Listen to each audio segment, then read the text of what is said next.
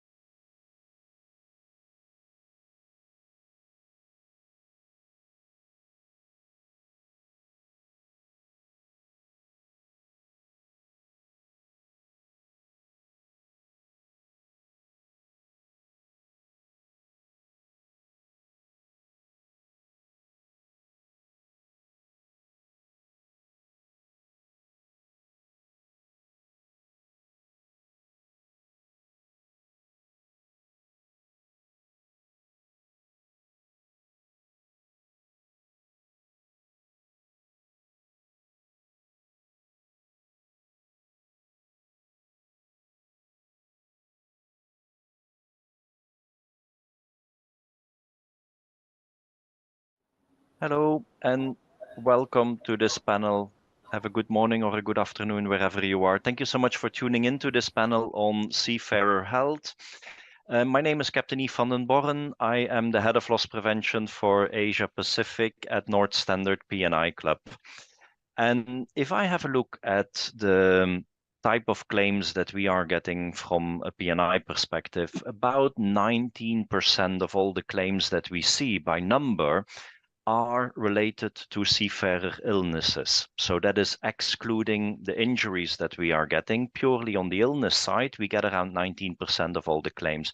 Now, looking within those claims, we get quite a large percentage, which is gastrointestinal related, about 17%.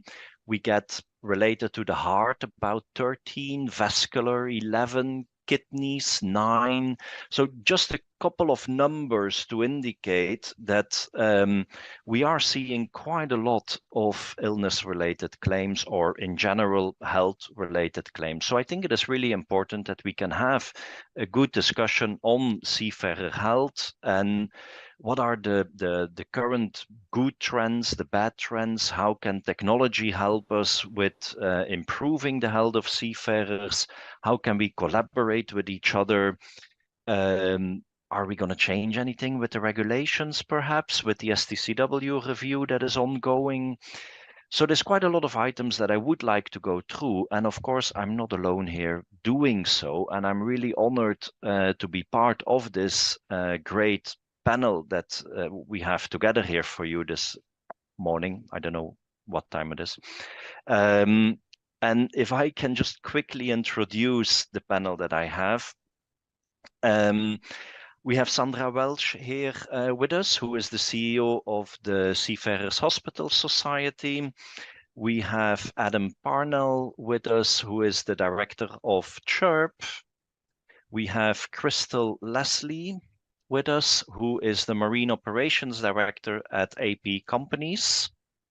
We have Ronald Spithout with us, who is the Managing Director at Vicant. We have Marinos Kokinis with us, who is the Managing Director for One Care Group. And last but not least, we have Marios Minou with us, who is Deputy Crewing Manager at Latsko Marine Management. So thank you so much, everyone, for joining us today and having a good and engaging discussion on this. I would like to kick off very much by going around the panel, and Sandra, if I can, you just happen to be on top of my screen. I don't know if the sequence is the same for everyone, but I see you first on my screen. So I'm going to start with you, and I'm going to go around the panel and just get a bit of your opinion on what do you think is the current state of health of seafarers. What are the good things or the bad things? And has there been any good improvement since the pandemic that you see from your perspective? Over to you. Thank you very much, Yves. I'm delighted to be here this morning and to start off really with an overview of really what is taking place within the industry, and particularly as it relates to health. So I'm really pleased to say that and really encouraged as well to see that since the COVID pandemic, people have taken a really good look at what is happening in terms of seafarer health and made a really concerted effort to improve on those health conditions. And so I'm seeing lots of new health initiatives and wellbeing initiatives across the industry. But, and there's always a but, that health and those health kind of provision, if you like, tends to be dependent on the ship operator or the ship manager, because good ship operators tend to ensure that there's really good healthy food, nutritious food, clean drinking water, good access to medical services, and safe operating procedures on board, as well as good supportive processes that are available so that staff can feed back on what they're receiving as well. But in contrast, we know that there are vessels where this isn't in place at all. And so I think there's still a little bit of work to be done, especially, just to ensure that there's safe, clean drinking water available for people. I can't believe that in this day and age, we're still talking about, people needing access to, safe drinking water. But I think the updates to the MLC that we will see in December 2024 will hopefully address some of these aspects for us too. So with regard to future challenges, I think there's fatigue and it remains an issue, and mental health remains an issue. So there's some work that needs to be done on that too. Thanks very much. Thanks, Sandra. Adam, can we move to you from your perspective? What do you see with the state of health for seafarers? Yeah, absolutely, Yves, and thank you for asking the question. So just to give an understanding of the perspective that I'm going to be coming from with this question is CHIRP. We look at safety and near-miss incident reports. So necessarily, I tend to see things when it's gone wrong, not necessarily when it's gone right. But I'll try not to be unduly negative. And I absolutely agree with Sandra with what she's just said. For me, when we're talking about seafarer health, we're clearly talking about both physical and psychological. And what's the good? Let's start with the good. There's been, since COVID, a real improvement in the focus on mental health and seafarer well-being. And I think that's probably because during the COVID pandemic, we hit a bit of a nadir in as much as trying to get people's access to health. And I know we'll be talking about that a lot later on. For me, and what drives us is unnecessary incidents and accidents, which quite often and sadly do result in serious injury, death, harm. And if we're talking about the entire global seafaring community, which includes fishers, then we're talking about potentially one person dying every 5 to 15 minutes. If we're talking just about I say just about the 2 million commercial seafarers, we're still talking over one a day. So actually, and that's the deaths. And we don't yet, as a seafaring community, centrally record the actual true accident rates. As you've said, Yves, your your P&I club will see lots of really good statistics, but nobody is joining all these statistics up from all the other organizations. So I think we've got a long way to go in really understanding what the true state of health at sea really is.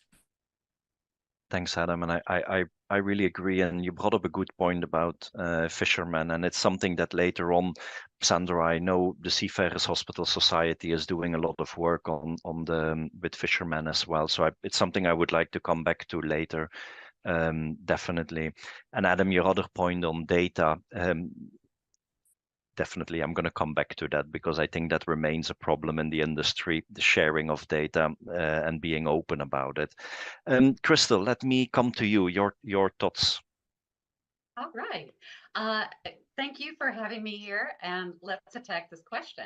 I'm going to come at it from the perspective of at AP companies, we're scheduling the appointments for the ships when they're at sea. They pull into a port, we schedule their appointments, their crew go home, we care for their crew. So my perspective is actually seeing what type of healthcare is needed once it is needed. So the incident has occurred or the illness has already occurred.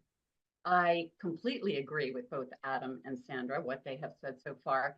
My greatest improvement that I would say is absolutely since the pandemic, we have seen not only a rise in mental health needs, but we've also seen an increase in awareness from the owners, ship managers, as to the need for mental health care.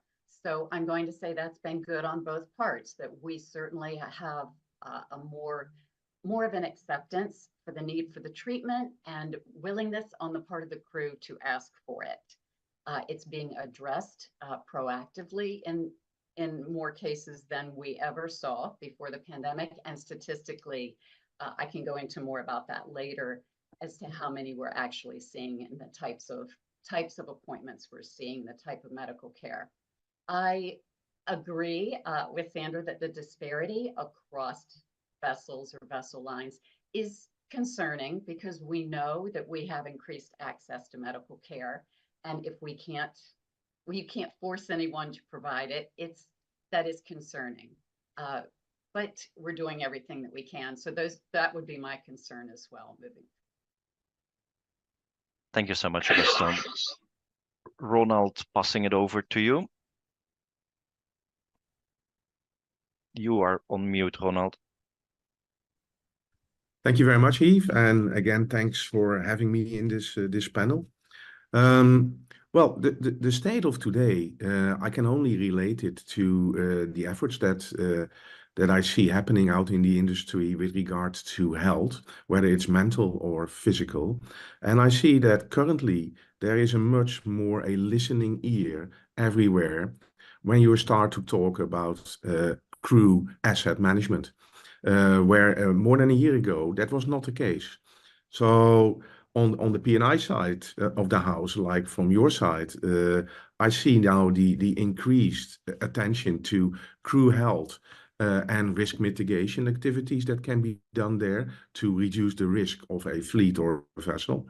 While on the ship management side or the owner side, I see a much higher attention because in general, you see that crew, as a result of digitalization and things like that, is much more specialized to the company nowadays, and you need to spend much more in training. So there's a general raise in awareness that you better keep what you have rather than replacing it on a regular basis, which means that you have to do something more on healthcare.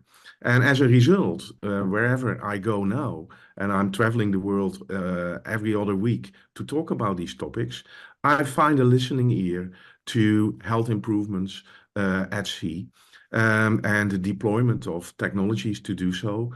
But in my mind, it's the first step, and there's still a lot to do. But at least the industry starts to become willing and they see the need to do something, which is refreshing. Thank you so much, Ronald. Marinos, what are your thoughts? Thanks, Captain, for having me here. I would agree, let's say, with most of the comments that the previous panelists mentioned. Just to add, let's say, from our side, what we've seen is that it really depends on the client. Clients that they've been, let's say, more proactive to apply initiatives to the industry. We've seen improvements on both the physical and the mental health side.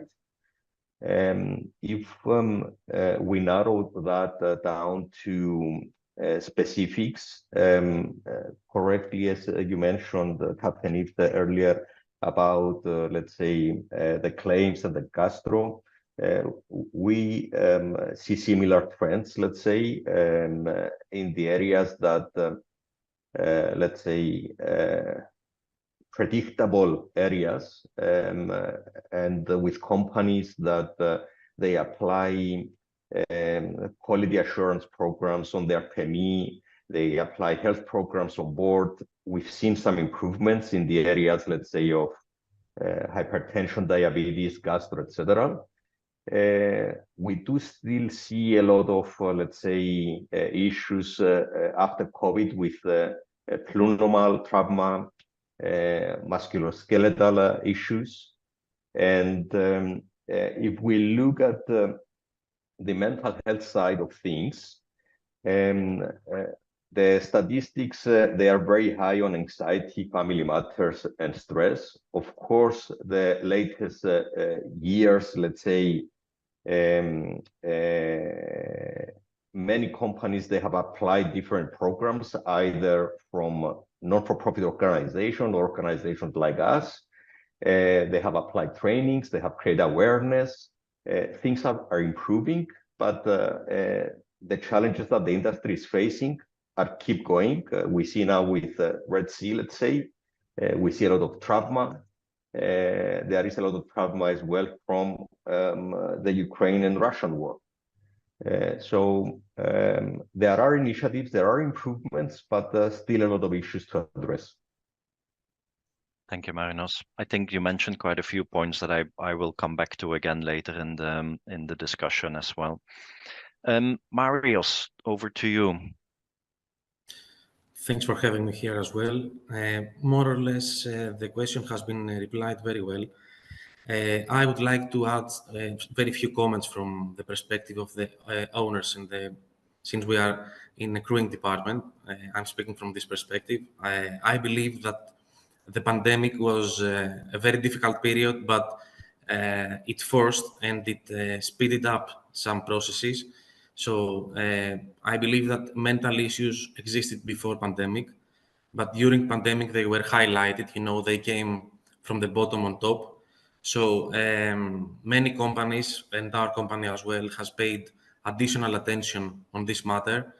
Very serious campaigns are taking place, cooperations with third parties, with companies that provide support 24/7 to the vessels. So I believe that things are getting better. Of course, there is always room for improvement because, you know, the mental issue is something dynamic. It's not something that it can be solved and it stops. It's something. And non-stop is now really available and for a lot less money on board of ships.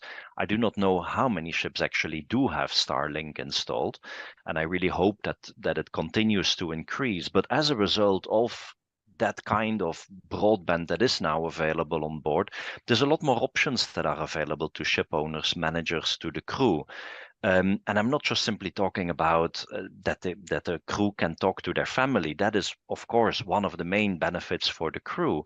But there's a lot of other possibilities that are now available. One of them being the telemedicine care. And that's something, Crystal, if I can get your thoughts on this first, and then I'll move on to Ronald or Marinos or others. But what do you see from your perspective when how has telemedicine improved with the Starlink availability? Well, telemedicine in general has made some great strides in the last 5 to 10 years. We would traditionally, and speaking from a cruise and commercial perspective, we would rely on that for certain specialties or in certain crisis situations. That has become far more reliable. We have been able to expand those offerings. What was very unusual 5 or 10 years ago is now becoming commonplace. Certainly, if a second opinion is needed, now it can be obtained through a telemedical consult if you don't happen to be in a port or near a port or in a port with that particular specialty. So we are certainly seeing a much greater access to medical care, to secondary, to a second opinion, and also to counseling, therapy, that type of thing that we never had before. Typically, if we had it, you had to be sitting in the medical center, in the doctor's office. Now we have the capability to reach the crew members that they can reach out to help when they feel they need it. And I think that that's an excellent direction that the industry needs to continue with, is accessing mental health care, which I think has really become a big one in the last few years. Statistically, we see it was not in our top 20 for diagnoses prior to the pandemic. After the pandemic, if you look at our top 10, then if you remove the top 6 are all back pain related, orthopedic, neurological. Number 7 comes in at mental health.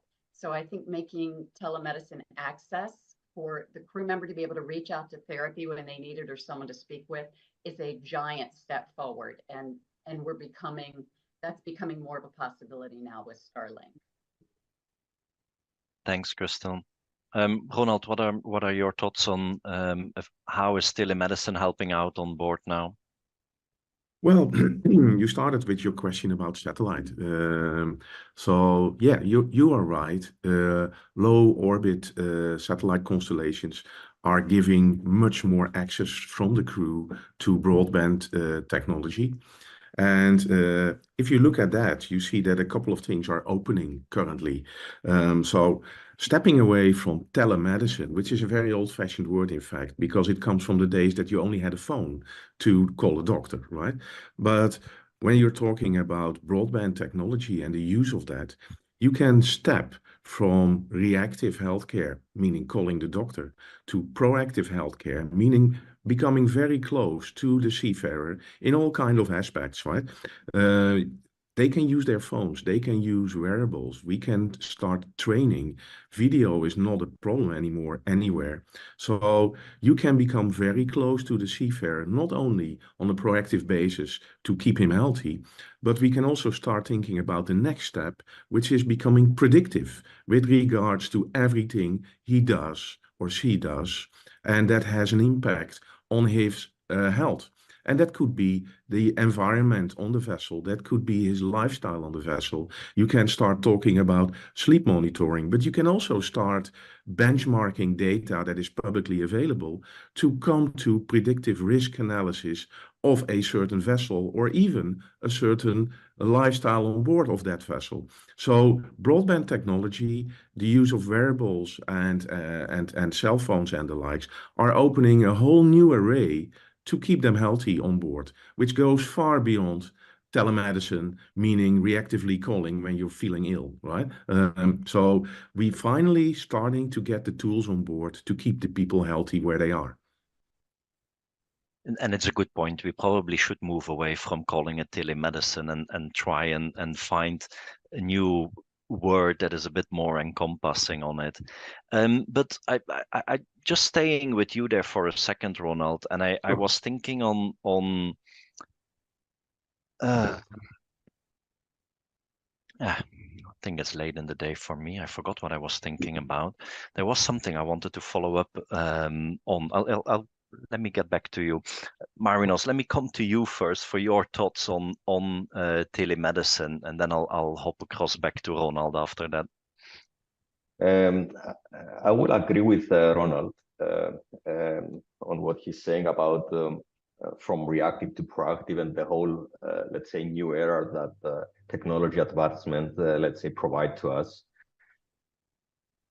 We are not looking anymore, let's say, in just a telemedicine, but a 360, let's say, ecosystem from collecting, let's say, data during the PEMI to risk assessments, forward-looking risk assessments, capturing the medical events while on board with case management or with wearables, etc. So technology provides the means, the same way it has advanced, let's say, shoresight. The Starlink, let's say, will allow us to apply similar applications on board. And there are a lot of things available that, let's say, are in use, can be developed, and they can provide, let's say, a holistic approach to the health and well-being of the seafarers and beyond, from nutrition intakes to measuring, let's say, oxygen levels, sleep, etc. And that brings me back to what I was going to ask, because you're making the same point. And then when we are talking about wearables, about sleep monitoring, one of the points that quite often, I'm on your side, I do agree that it is very useful to have. But if I talk to seafarers about it, the feedback that you get is the big brother type of concern. And what are your thoughts, either Ronald or Marinos, on this? How can we try and convince seafarers that it is in their benefit that these things are being monitored, or are they correct? Is it a big brother, and do we need to be careful with what we do? Well, I don't think it's a big brother type of thing. It doesn't need to be, right? But it comes together with the keyword trust. And it's not only the trust that there's somebody on shore that is concerned about your health, but it's also the trust in the company that you work for, that if there's something that you get, that you don't face the opportunity to be dismissed, right? Which used to be the case in the past. So it is a level of trust that if there's something that gives room to health improvement, that both the doctors on the shore side and the company headquarters are supporting you into that, well, improvement, better lifestyle or whatever. And that you don't face the opportunity to be sacked if there's something that you feel that is maybe not right. I compare it with a few of my friends were in the army, and 10 years ago in the army, if you were complaining about mental issues, right, then indeed they were asking whether you were right or not, and you may be dismissed. Currently, if you are not on a regular basis are looking into mental support, then they're asking if there's something wrong with you because you're working in a dangerous environment. So you should have mental support. And that same kind of awareness should be dripping into shipping as well. If you look at that latest happiness index, right, they still make the compare that every day you're doing a dangerous job on board of the vessel. Every day, if you make errors, there may be casualties, right? So you're working in a dangerous environment. So you should be mentally supported in doing your job, even though with shift work and the likes of. So it's a matter of trust that the company is supporting you, and I think that is the key for taking away the wariness for the big brother, which you don't have either with your smartphone on your wristband, on your wrist, Yves, right? There's no difference over there. Adam, you wanted to comment? I did, because Ronald brought up a very good point about safety. And so we're looking at the use of not wearables at the moment, but the use of proactive monitoring through, but basically just asking questions of seafarers every day as a first step to see if we can't proactively determine when people are starting to get stressed, because we know that stress, distraction, confusion are leading causes of incidents, because all of those things lead to a loss of situational awareness, which is the single biggest risk that we see. And although we've just started a project, it's going to go on for about 6 to 12 months. But our next thought is exactly this point about, is there feasibly a way of using wearables to proactively and dynamically warn the user that they're becoming psychologically stressed, that they're becoming potentially at risk of being overwhelmed mentally, and therefore allowing them to stop, take stock, and actually reset, and with the aim of hopefully of seeing whether we can avert incidents before they happen. Well, Go on, Ronald. yeah, well, and that is exactly the next step in healthcare, using some form of artificial intelligence, where you're combining any type of data source that you can get to advise the user, or the seafarer in this case, about improvements that he can make into his behaviors. I think that is becoming common on shore as well, because your cell phone is talking to you and saying you're not making enough steps today. So as a simple example, right? But using all kind of data that you can gather about health records, of course, and PMIs, you mentioned that, but also all kind of biometrics with the wearables. But also think about the environment of the vessel. It makes a lot of difference whether you're on an offshore support vessel or on a container vessel. They have different characteristics, they have different work, and that should be taken into account when you're collecting data as well. All kind of micro questionnaires that seafarers are consciously or unconsciously answering, right? That give them the opportunity getting a better advice. I think that's the way where we are going with artificial intelligence, and we should not be afraid of that. We should embrace it because it keeps us healthy at the end. Interesting discussion. I'm going to move on to Marios for a second here. And from your ship management perspective, how do you feel? How has technology or broadband on board helped you to improve the health of your seafarers? Thank you for the question. From our side, we are also using Starlink. We all identify and acknowledge the huge impact that technology plays in our everyday lives. So same applies on the life on board and on the seafarers' lives. So we are trying, and our main focus is to use the technological means and the applications that we have on a positive way in order to check, let's say, the vital signs of seafarers actively. So, and identify any weak areas that we are facing. So we proactively proceed with additional examinations prior to their joining. Of course, telemedicine, and maybe we should say it like video medicine, because telemedicine is a past technology. So the video means, and all the technological weapons that we have, we are using them actively in many of our vessels. We cooperate firstly with doctors, taking their advices online and also in written, and many times through video calls on emergency cases that the master identifies that the contact shall be made through video. And we are taking very serious the opinions prior proceeding with any deviation, let's say, in urgent cases or any medical attendance. We all understand the importance of seafarers' health, and it is a top priority for everyone. That's good to hear, actually. And I'm going to build on to that a little bit, but sorry, Sandra, go on. Yes, sorry, I haven't quite worked out how to put up my hand electronically here.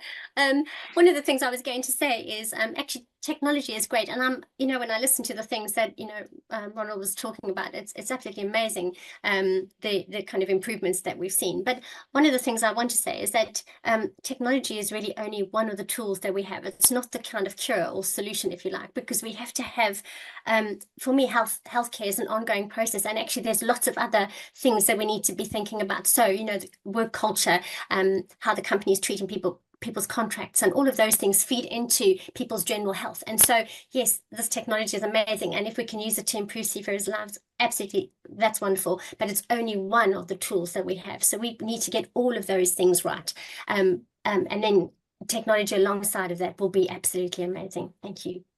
Yeah, well, technology, we use technology as a word to encompass everything we see around us that is technical, right? But historically, and therefore you started with Starlink, Yves, The first problem that we all had at sea was to bridge the distance between the shore and the vessel. And the technology used there, satellite connectivity and data protocols and the likes of. Now it seems that that portion has been solved mostly, right? So the next step in using technology is going further than just bridging the distance. And that is to really replace what the relationship that you would have on shore with your physician or your anyone who provides you healthcare and support. And that is the next step of technology that we were just talking about. So the distance is bridged. I think we passed that station. There's no reason why proper broadband communication is not available on a vessel anymore. And it almost became a de facto human right to get proper internet on a vessel, right? Now, the next step is use technology to keep the people mentally and physically sane on board. And it's a good point, and I'm going to go back to Sandra for another question, because I wanted to check with you. You have quite a lot of interaction directly with seafarers, and what is it that you hear from them actually? What is it that seafarers are saying to you that they feel is important with regards to their health? After the pandemic or during the pandemic, we know they were talking about contact with the family. The internet on board now has helped with that, though I have there's various schools of thoughts on that. But what is it now at the moment that they are telling you that is important to them with regards to their health? So it's difficult because lots of seafarers come with different needs, I guess, with different health needs.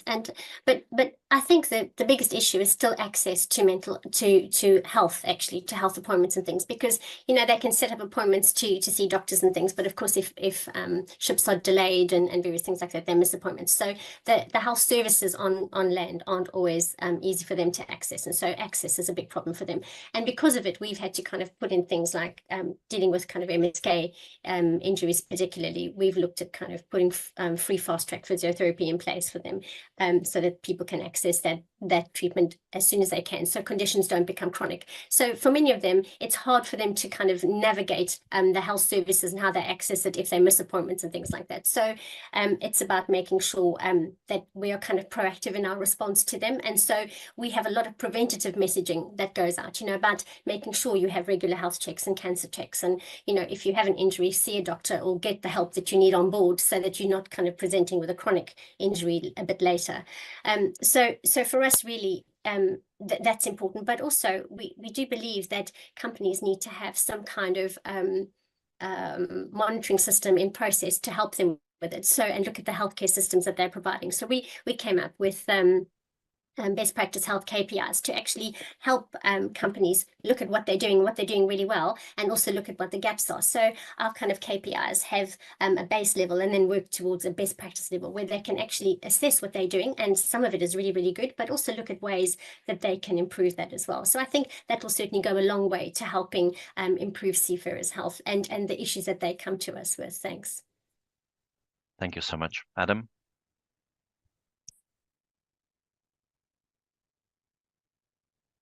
Sorry, having an issue with my mute button.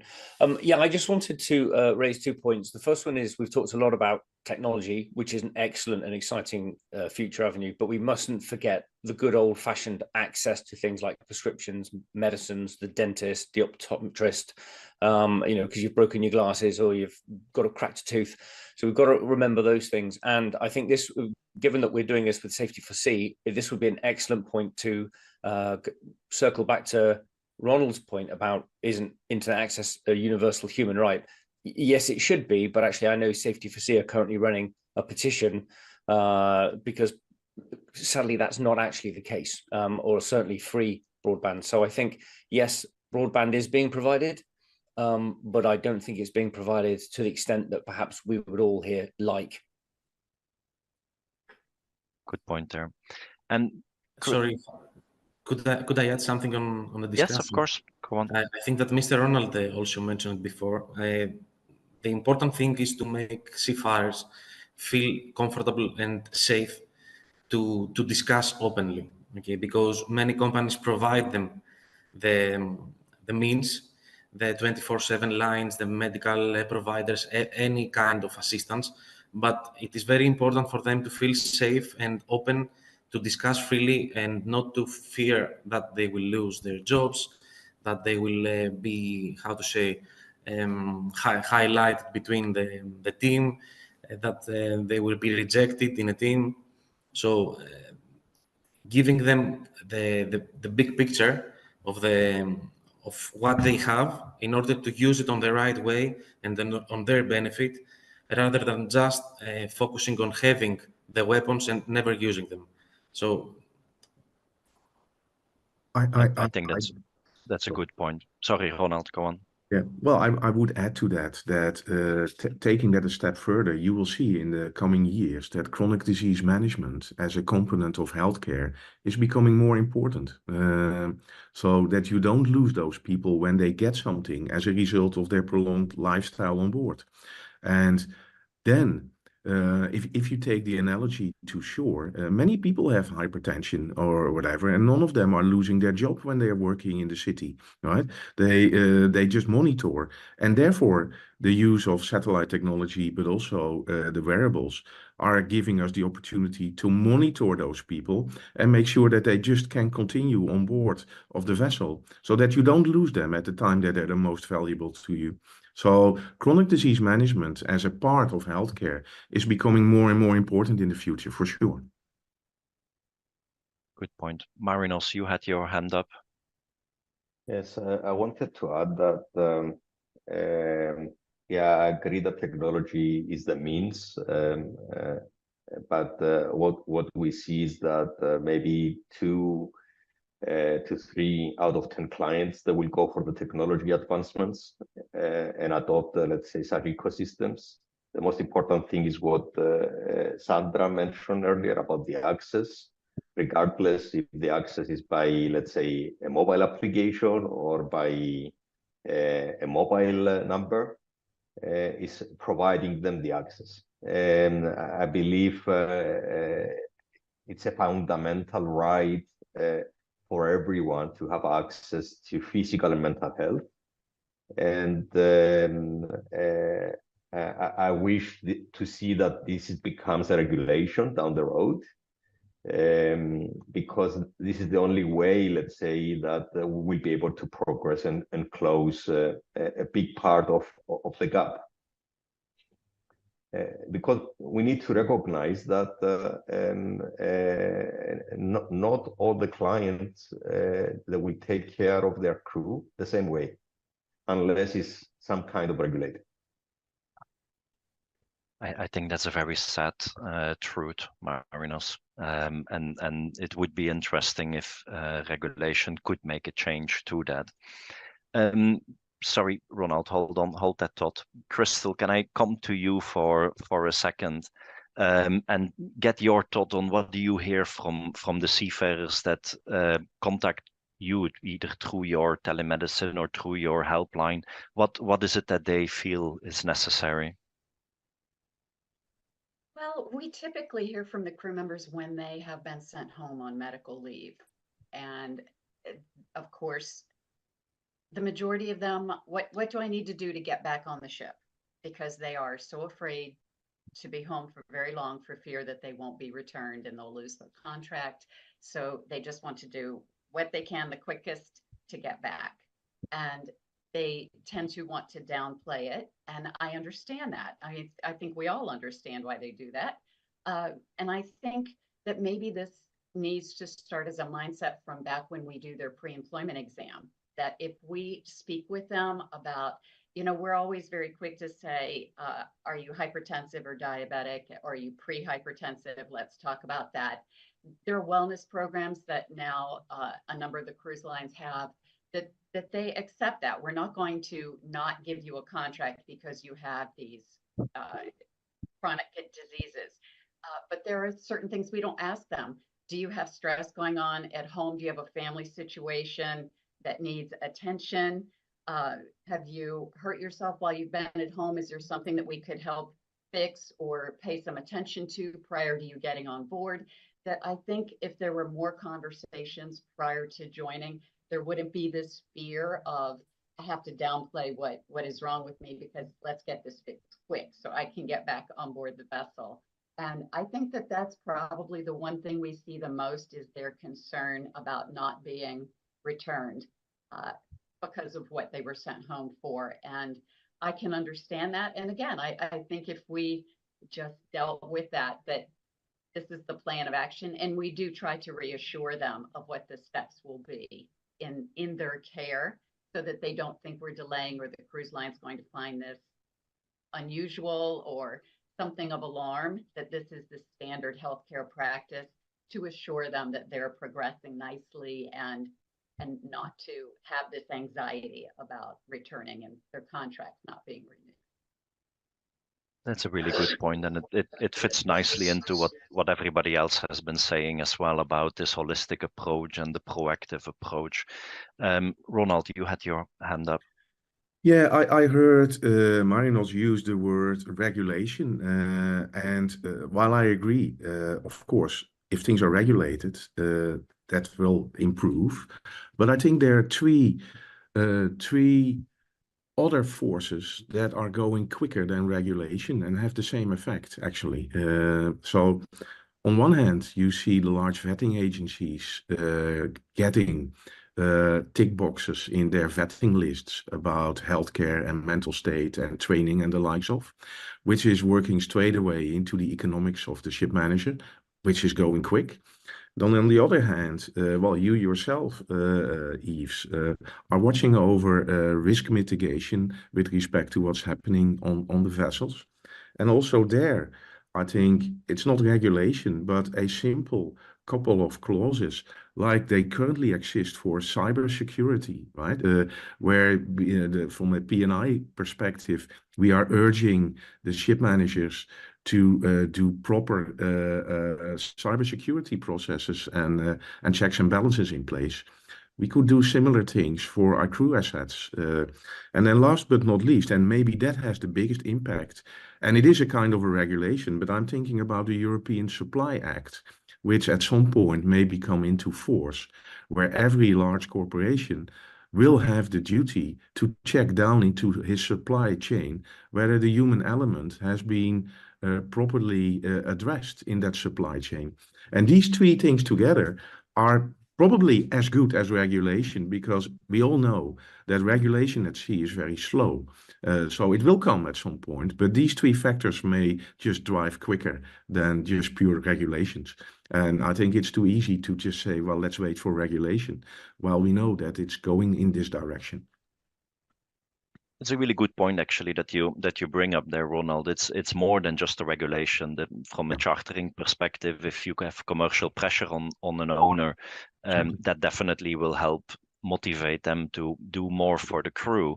And similarly, the last point that you mentioned, that goes more towards the sustainability plan that companies have in place, which people aspect is one of, and that can trickle down further into the suppliers that a company has. And even from our P&I perspective, we are already seeing some ship owners as part of their sustainability efforts that are making requirements of the people that they are working with. So it's let's hope it's a snowball that can grow bigger and pull other companies in with them. I'm going to come back to families. A couple of you mentioned this earlier, and I'm personally quite I feel quite strongly about it. I think it is important that we are able to take care of the family of the seafarer as well. But I would like to hear from you, and by all means anybody who wants to go first. What do you feel is how does the family affect the health of the seafarer on board, and what is it that we can do to help improve that? Who wants to go? Well, I could give it. Oh, well, Sandra, maybe you go first then. Yeah, sorry, Ronald. I seem to be interrupting you. My apologies. Yeah, so we found in our Yale study, which we conducted a couple of years ago, that actually the biggest stress points for seafarers was when they were joining their contracts and at the end of their contracts, and it was always relating to how they had to tell their families about the length of their contracts or whether their contracts were extended. And so for me, it's about communication and how companies are communicating with the staff, but also with the families. I think particularly of the situation in the Red Sea at the moment, and I think that must be incredibly difficult for people. And I do hope that companies who are sending ships into that area are actually having really open and honest communication with the crew member, but also with their families, because I think there's a huge amount of stress related to these things. So I think looking after their families is important, but also making sure that the seafarer has access to talking to their families. And if something does happen, making sure that those kind of communication lines are really important. The other thing that I want to say is that often families are really good at helping people regulate their health as well. So I don't like to be kind of stereotypical, but actually, when my husband's health isn't good, I'm onto him and moaning at him and saying, have you done have you checked your blood pressure? Have you been to the doctor? Are you doing this? And so actually, I think families help in that process. They make sure that actually, they help in that process and make sure that that person stays healthy as well. So I think there is that education of family and what is important, and that communication as well just helps with the physical health as well as the mental health. Ronald? Yeah, no, I completely agree to what you just said. I spoke to a ship manager who is providing healthcare insurance for the families of the seafarers, which is helping a lot with the social happiness on board. Because on one hand, it is nice that everyone has broadband connectivity so that they can continue their social life and know everything about what is happening at home. But if you get bad news from home and you can't do anything about it, that is actually a big driver for depression on the other side. So making sure that the circumstances of the families are taken care for from a healthcare perspective is having a big positive effect on the mental state of the people on board. And also, what needs to be looked at is we are using now technology to provide social access for the people on board to their homes. But we should also emphasize more the use of technology to provide social circumstances on board, because whether they like it or not, they are out for 6 months or longer. So the people on board should become their family away from home. And if you are just providing internet so that everyone is in his own room, on his iPhone, isolating from the rest of the crew, and then getting bad news from home, that's even worse. So they should have a kind of social interaction on board to reflect on what is happening, so they can talk on board, right? And there are many ways to provide tools to get people back into the mess room and start talking together. And that could be simple, the meals on board, or it could be any kind of content that you provide on board of big television screens or whatever, of something that would be of interest to many people. So using technology to provide social connectivity on board itself is almost as important as providing social connectivity to home. And if you provide it to home, then you better do something about the families at home to make sure that they get less bad news on board of the vessel. Good point. Adam, you had your hand up. I did, and the reason I did was because I think for perhaps a large proportion of the seafarers watching or listening to this, a lot of this conversation is aspirational rather than reflecting reality. Going back to Sandra's point, if companies aren't correctly feeding and watering their crews, do they really care about the families? If they're not being paid promptly on time, given that for many parts of the world, the seafarer is the sole income earner for what could be a large family, are we looking after the families if they're not getting paid on time, or if there's all spurious deductions being taken out? We're not even looking at the fact that seafarers, and there are a lot of them that do this, will work for one company, go on deployment for potentially 11 months, and then sign on in what's meant to be their shore leave to go and do a short haul with somebody else. So they're not coming back rested. They're coming back fatigued because they're doing back-to-back jobs. They're probably staying at sea almost constantly. And as much as we don't like that to be the reality, for many, many, many thousands, that's exactly the reality. I agree on that, but you will see a force in the similar way as with providing internet on board. That person that is taking another vessel to go and sail, right? He will make a conscious choice where he's going. And if he can choose between a vessel with or without internet, or with or without healthcare, then I will know what he will choose. And currently, with the shortage of seafarers building up, I think the choice of the seafarer is becoming more important in this world. I humbly disagree, because That's fine. there's a That's real why we are here. paradox. And this is, and we've touched on a great paradox, and I love this. There is a paradox that we're talking between 30 and potentially 90,000 shortage of seafarers in the future. And yet here we are with an industry which, unfortunately, not everybody, clearly the people you talk to don't do this. Lots of the people that I hear from, the seafarers, tell me that their companies absolutely commoditize them. They are absolutely seen as expendable. They won't go to people like Crystal and tell them that they've got an issue, because they are absolutely fretful that they're going to lose their job. And actually, we need to recognize that as much as we want the seafaring industry to be at the top end of where it is, there is no commercial incentivization to do anything other than the absolute barest legal minima.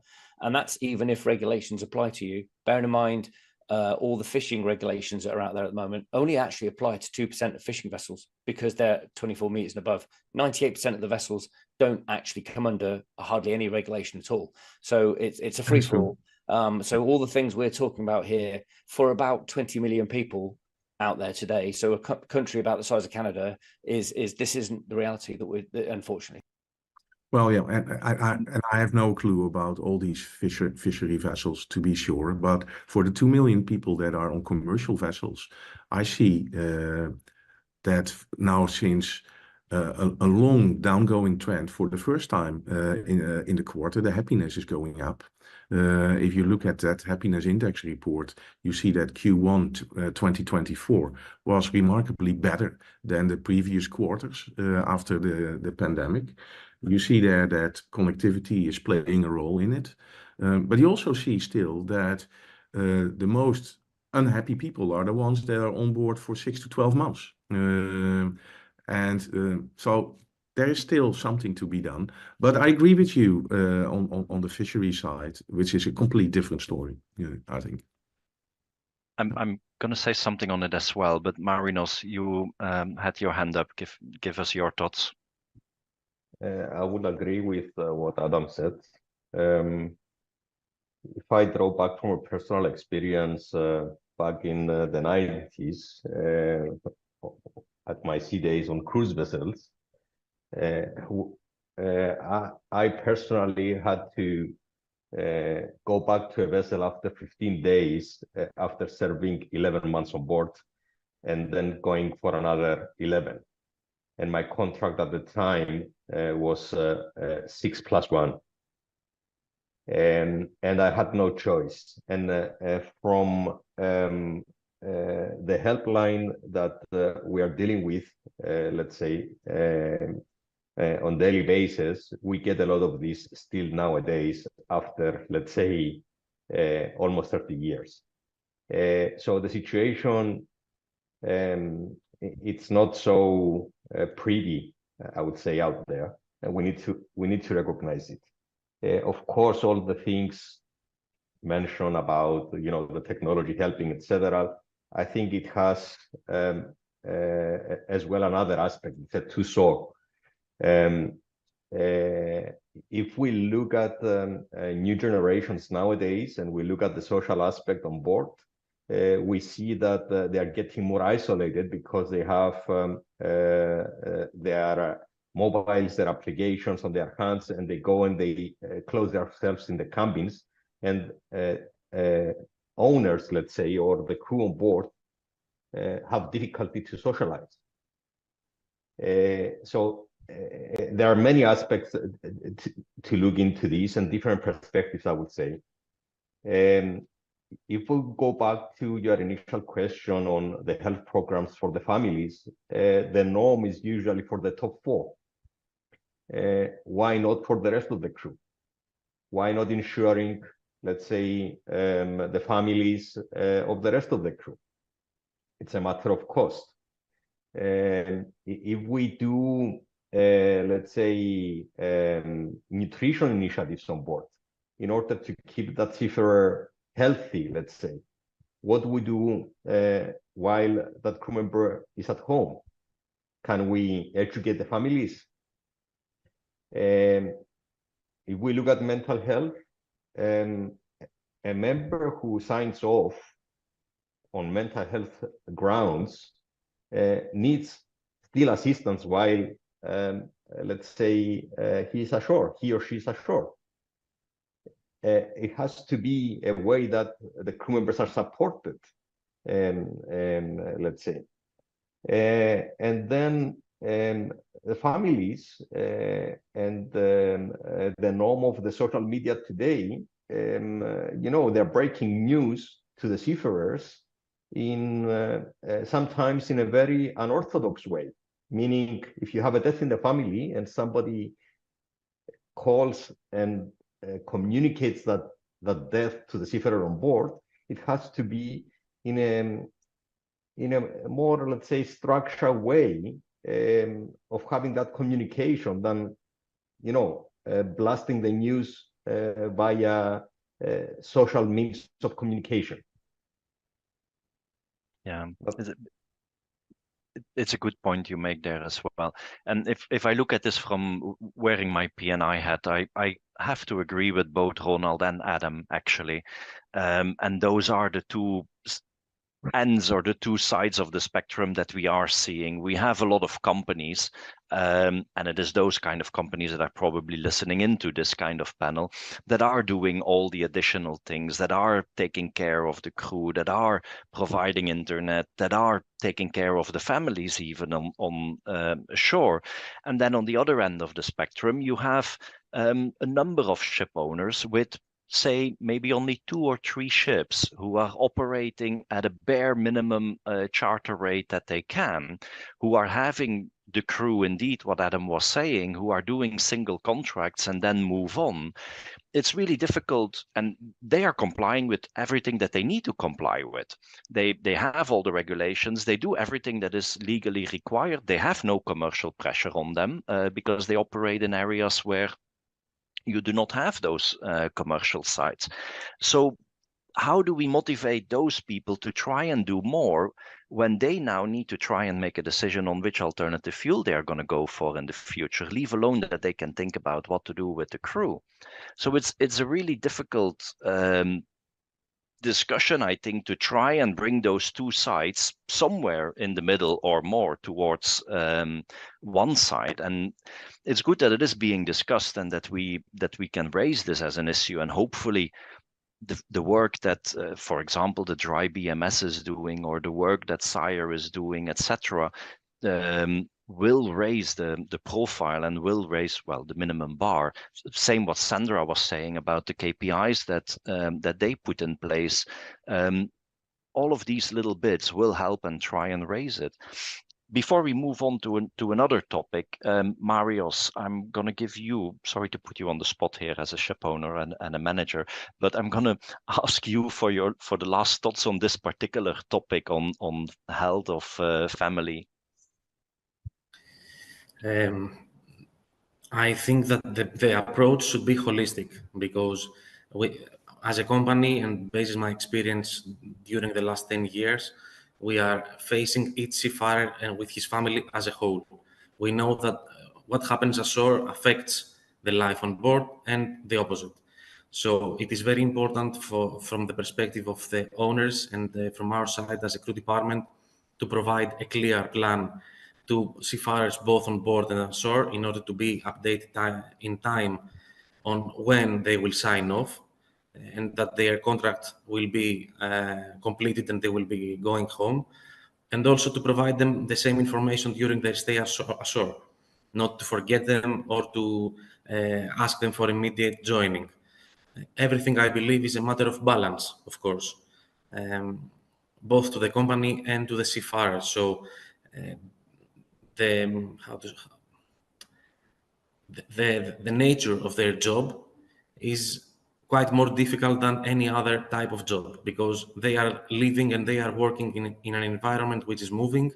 They don't have access to the shore except from the shore leaves, let's say. So they adjust themselves somehow during the years. So for them it becomes more easily to join or to disembark or to stay in a vessel for 5 or 6 months. That for myself, let's say that I don't have any sea experience, it's a nightmare, but it's very difficult. But for a seafarer, it's a normal period. For the families, there are things that we can do, and there is also room for improvement. I think that the medical benefits that extend to the families and to the next of kin and to the children of the seafarers, it is important for them that their job is being appreciated, and their families enjoy medical benefits and health benefits that otherwise would not be available to them, especially for countries like with low, economical growth. Thank you. Thank you so much. Good points. I'm going to move on and talk again about data. I think quite a few of you have mentioned the importance of data. With all the technology that we have now, we are gathering a lot more data. But the obvious was already stated, we are not sharing it. So I want to open the floor, hear your thoughts on how can we try and share more data? What have we already learned from the data? And where can we go next with the data? Well, I can give a stab at it. It's clear that in the maritime industry, people don't like sharing data because we are preaching that already for 20 years now, and it's not really taking off. While we all know that sharing data is the future for making the industry more sustainable and more profitable. But what happens currently is that with the use of artificial intelligence, like we collect a lot of data that on an anonymized basis can be used for benchmarking vessels and fleets. So the moment you are providing a proactive asset management module to the vessels, and you're coming with quarterly reports that are zooming into their KPIs that matter to them, and retention is one of them, because that's straight away money, right? You can make it clear how that relates to the global benchmark, how that relates to other companies that do better profitably, or other companies that have a better happy crew. And in that way, the sharing of data on a complete anonymized basis and in a benchmarking basis is making the industry better. And that is what is happening currently, or beginning to happen currently. So it's not an actively sharing of personal data, but just benchmarking fleets and vessels. You can benchmark even the vessels within your fleet, and you can benchmark your vessels to the total. And I'm sure that with regards to risk mitigation from a health perspective, the P&I clubs are doing the same, right? So they see where, because you mentioned 90% is health related, right, Yves? But there's another big portion which is injury related. And we all know that health and safety are both sides of the same coin. So I'm sure that if you start to benchmark the data of more healthy fleets, you will see not only the health-related claims coming down, but also the injury-related claims coming down. So that actively benchmarking and sharing on an anonymized basis will happen no matter what. And that will make the industry better. That's my take on it. Thank you, Ronald. Crystal, I'm going to come to you. Sandra, hold your thoughts. Crystal, I'm going to come to you because I can see you nodding in agreement. What are your thoughts? Absolutely. I think data collection is one of the most useful tools that we use.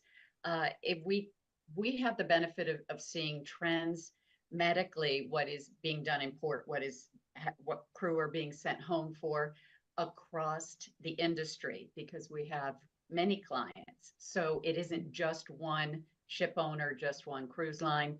And the benefit of that is we can identify within that particular client, and we can also go to them and say, industry-wide, what we're seeing is you have a much higher percentage of sign-offs for this condition. It allows us to show them perhaps an area that they can improve on without divulging what the competitors are doing, because it's more of a collective across the industry. And I think that has been very valuable. We had done a study for one particular client showing them what percentage of medical appointments were dental, and how all of that could go back to what was being looked at on their PME, that perhaps they wanted to go back to their pre-employment medical and look at that statistically. They did that, made some changes, and now statistically are very much in line with our other clients. We had one, we showed them data about the itinerary and the percentage of appointments that are capable of being given because of the itinerary, and what services were not available on that itinerary.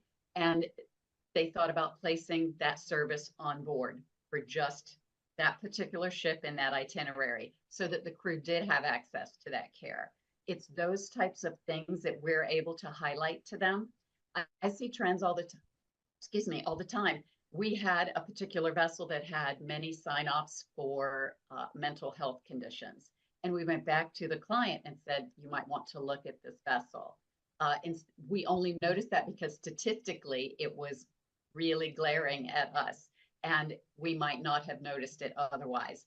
And they went back and there was a situation going on that vessel that they needed to address. So we use it on a per ship level. We can use it across their entire line, and we can use it across the industry and look at the industry, what's going on, averages. So I think that it is one of our most invaluable tools, is to collect this data.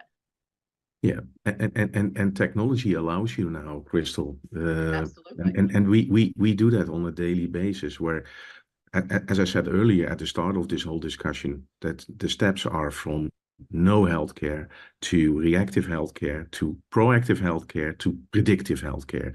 And we are making those steps now. And the beauty is that those trends that you see are one of the, let's say, information blocks that are getting into these AI modules.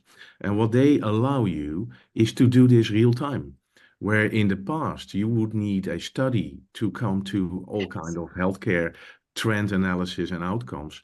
And currently, because of AI, comparing heaps of data from around the world, this can transform into a real-time predictive tool, not only for the ship manager, for his people and his fleet, but also for the person himself to know what needs to be done to lower his own risk profile. So it can become real time and on the job. And that is the power of AI that you will see popping in everywhere in the coming year, for sure. Because every day I'm talking about this stuff internally as well now. Sandra, what are your thoughts? Yeah, I think there's a real economic reason for sharing data as well, because, we undertook a meta study in with Yale University, because I realized there's a lot of data out there, and there was a lot of research being done. And I think a lot of the research being done was being duplicated because data wasn't being shared and information wasn't being shared. And so actually it's almost a waste of money, because actually if people shared that data, they would know that a study had been done on this, and they could benefit from that. So everybody can benefit from the information that's out there. So I think, sharing this data will certainly stop the duplication, but actually it would mean that there would be more money available to look at areas where we need to do some work and find out what those gaps in the gaps in the data would be. So I think, it's really important that we start to share this information. And I think it would be really good if we could see bigger companies doing that, because I think they almost need to set the example for us. And then I think the rest would follow suit, because it's about those kind of companies setting the example. So I think, we need to see this in kind of economic terms as well, not just about, and because I think that's what's important for the industry as well. And just building on to sorry, Crystal, go on. Well, wanted to add also that the data also contributes to safety and training. We can notice trends, certainly when we look at repetitive injury, orthopedic, back pain, back injuries. We see a lot of repetitive injury sign-offs, and to be able to identify that across a particular line, down to a particular ship, perhaps, is invaluable in identifying to them that you're having all of your housekeeping staff is signing off with back injuries, that they go back, it's back to training and safety. And what are we doing? What can we do differently? Are we seeing plantar fasciitis in all of our restaurant staff? Do we need to change the shoes they're wearing? We can identify things that are going on, trends that also not just for health reasons, but also for safety and training. So it has an impact across operations as well. Thanks, Crystal. And Marios, I'm going to come to you, but I'm going to make the question a little bit larger. We have talked on, and by all means, please do give your thoughts on what we were saying, but we have talked about sharing data. We've talked about what we can learn from the data and how it would benefit us.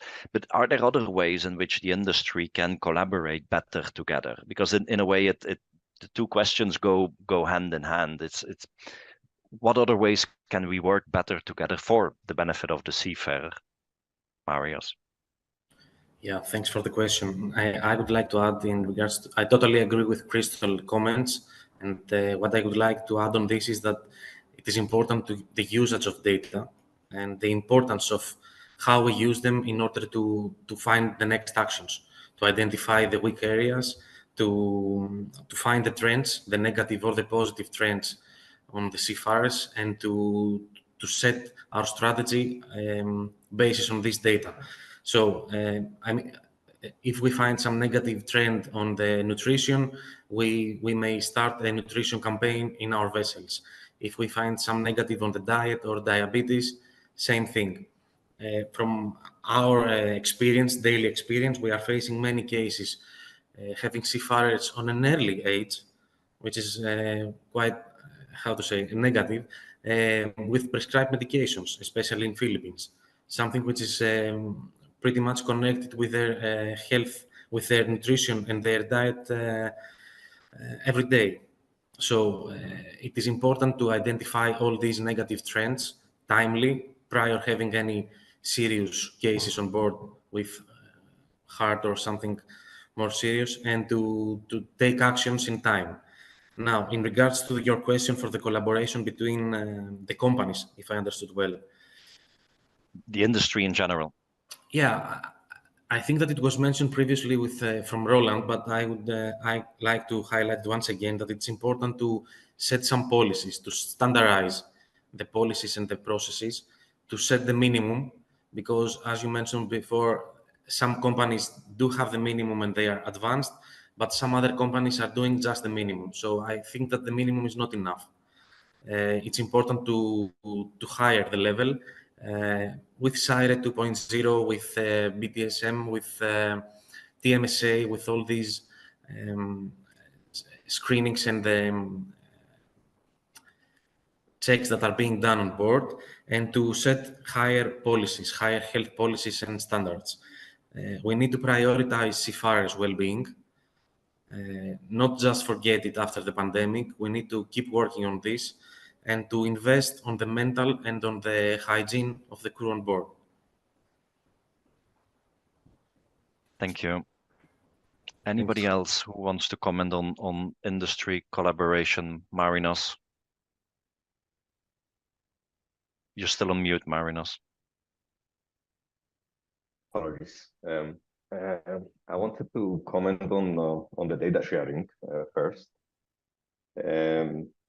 Obviously, we all have data from different clients, and we do have different ways, let's say, of distributing this data and comparison, etc. But I would like to invite the colleagues here and ask them if they will be open, let's say, to put all our data into a single database for the industry. Let's say data from OneCare, data from Beacon, data from AP. And I believe this will be a unique tool that will help the industry move forward. I do wish you good luck with trying to get that done, but I think we need to find a way to really share more data. I do agree with the usefulness of it. Sorry, Adam, I interrupted you. I was going to answer Marinos's question for him, which I think we all know the answer to, and I think you've covered it too, which is that's not going to happen unfortunately, because of reputational liability and commercial reasons. And that's the crying shame, and that's the paradox. I mentioned at the top of this webinar, there's still, if I ask a simple question, how many people died at sea last year? There is no single global database that will give you the answer. Some regions do it because people will start breaking it down, and then different people collect that data, even within the same country or administration. And even getting a single country to give you a definitive answer is, in many cases, nigh on impossible. I think we have so far to go, and the real shame about this is that all the time we hide behind commercial fears. People are getting hurt and people are dying. It's a good point you're making, Adam. I'm going to move on. And Sandra, I promised that I would come back to you. And I know most of the time when we have these webinars, we talk about seafarer health. Yes, but what we mean is we talk about seafarers on deep sea, on blue water ships. And I know from your perspective, the Seafarers Hospital Society is doing a lot of work together with the fishing fleets. And Adam was referring to it earlier as well, that it's only affecting a very small percentage of, that the regulations are only affecting a small percentage. So I would like to hear a bit more from you. What do you see as the issue, and what can be done further for the fishermen? So for us, really, it's about access to medical services. So one of the things about the fishing fleet is really that these guys don't have the contracts and things that Merchant Navy has, and very often they go to work to kind of bring in money for their families, and so often they're kind of met with a choice that they have to make. So do they choose to go to sea and bring in money for their families, or do they look after their own medical health? And every time these guys are so dedicated, they will always go to sea and bring in money for their families. And what happens then is that they're not kind of having regular appointments. They're not kind of, when they do injure themselves, they're not getting the help that they need. And it kind of has this downward spiral on their health. And so by the time fishermen go into retirement, really, they're kind of their bodies are in a really bad way. So our plan really is we work alongside the Fishermen's Mission. We have a joint project where we actually take health services directly to the quayside, so that fishermen can access the service. So they don't have to make the choice about going to sea that day. They can just quickly pop in to one of the health events we're running, see a healthy lifestyle advisor, check their blood pressure, have a dental check, because we take a mobile dental unit right on board, right on the quayside, so that they can actually access those services. Because all of these things actually, if you don't look after those aspects of your health, can actually compound and make it really, really difficult for you, and you can have really serious health effects. So for us, it's also about campaigns, teaching people about the importance of proactively looking after their health. And so we have a number of health campaigns where we try and encourage people to change their habits, look after their hearts and all this kind of things. We put defibrillators on board fishing vessels to help save lives. And we realize that obviously when they're out at sea, it can take up to 3 hours for somebody to be airlifted, and so having a device like that on board can actually save somebody's life. But we do kind of training and all sorts of things that are linked with that. But for us, really, it's about highlighting what these health issues are. In the UK, unfortunately, we have a crisis within the NHS, so people aren't getting some of the healthcare that they need, and so that's why we provide fast track physiotherapy. They can kind of phone up any of our physiotherapists in our network and get the care that they need, as well as kind of a number of other services, kind of like emergency dental grants and things, so people can get the help that they need straight away without it having a massive impact on their health negatively, in the future. Okay, thank you. Ronald.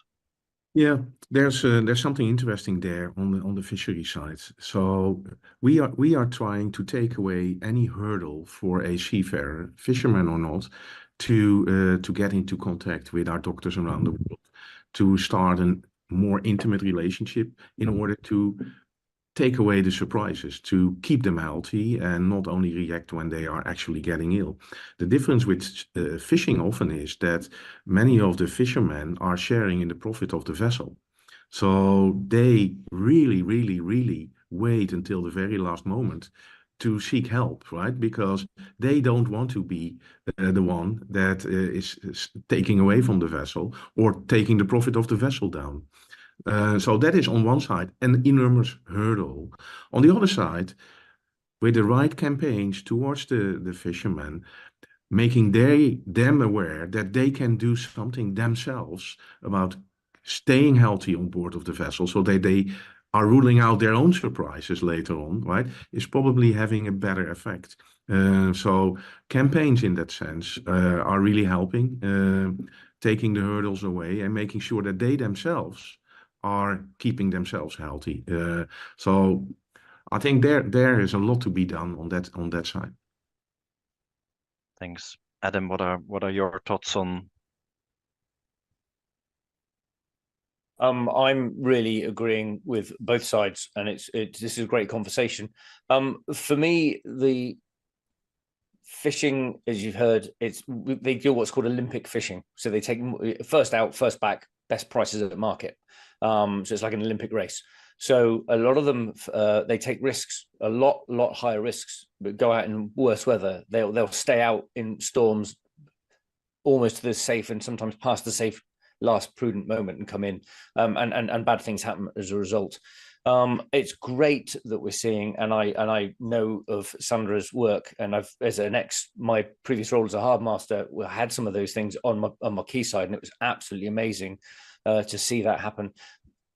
But for me, the point is, why is this being provided by the third sector, by the charity sector, as opposed to by the companies themselves?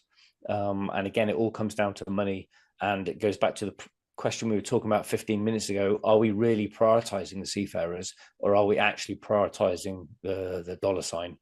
Because actually, and I think there needs to be a cultural shift around that, especially given, as Roland pointed out earlier, about the shortage of seafarers. We really should now be looking at seafarers and their health as a real asset, as opposed to just a cost pressure to be borne by a company. Very good point, Adam. Thanks. I've been whispered in my ear that we are nearing the end of our time, and it has gone really quick, but I want to ask all of you one last question, actually, and I'll go around. Because we are Day of the Seafarer now, 25th of June, what is going to be your key message to the industry, to the various stakeholders, given all the points that we have discussed in this last 1 hour and a half? What is your key message for the industry and for our seafarers that you would like to close? And let's try and keep it within 1 minute, otherwise we're going to overrun. Marinos, I'm going to start with you. Thanks, Yves. I believe it is important to show our appreciation to all the crew members for their hard work, let's say, and daily sacrifices that they make to keep our industry going. But our gratitude shouldn't just be saved, let's say, on the day of the seafarer. We must show them we care. Investment into their health and well-being is crucial to ensuring a happy, healthy, and loyal workforce. Thank you very much. Marios, over to you. Yeah, we appreciate their job is duly appreciated, and the significance of their role is highlighted. They make the world, they move the energy around the world. So they should feel the power that they have, and they should be even more supported from the companies and from the organizations with any means available, mentally, training-wise, and any other perspective, to have their existence on board improved and being able to do their jobs better, easier, and on a safer way. Thank you. Crystal. I think that the message I would really like the industry to receive is, I think Adam was the one that said our interest should be the crew the crew, and instead it's money. And I think my wish would be that the industry would see that the crew member, they are our money. They are the industry's money. That if you do not have the crew, you are not going to be able to operate and you're not going to make any money. That the single most valuable asset you have are the crew, and that's every day, all day. So that would be what I would hope the industry would see. Thank you so much. Ronald, you are on mute. On mute. Yeah, well, we're talking about the day of the seafarer, but looking around you and see what comes to you by vessel, I would argue that every day in the year should be the day of the seafarer. And if I may wish one thing, and maybe it's an open door, but I hope that the coming year, and not only just the day of the seafarer, but the whole coming year, would be the year where we all start to think about preventive maintenance for the asset that is our crew. And doing that like you would do for any asset that you have on board of a vessel in your company, preventive maintenance. Make sure that they don't get sick. Thank you. Adam? I think Crystal's very ably said exactly what I was going to say, which is that the companies that are going to do well in the years ahead are the ones that absolutely see the seafarer as the jewel in their crown. And I really exhort all the industry to see them as such. Thank you. And last but certainly not least, Sandra. I'm also going to say that crew are really our greatest assets, and so we should really recognise them and reward them for their role in protecting our marine environments, but also our supply chains. And let's really hope that that this message is going to ring true and that everybody pays heed to it. I thought this was a really interesting discussion that we have had, and I hope that the audience is agreeing with us as well on these points, and that we can, if anything, that we stimulate a discussion in the audience, that they can take away something and that they can make a change within their own companies. I would like to thank the audience first very much for tuning in to this webinar. Thank you so much. And then I definitely need to thank all my fantastic panelists, Sandra, Ronald, Crystal, Adam, Marinos. Thank you so much for joining me today for this really engaging discussion. Safety for Sea, thank you so much for organizing this webinar. And thank you very much. Have a good day, everyone. Goodbye. Thank you. Thank you. Bye. Thank you so much. Bye-bye.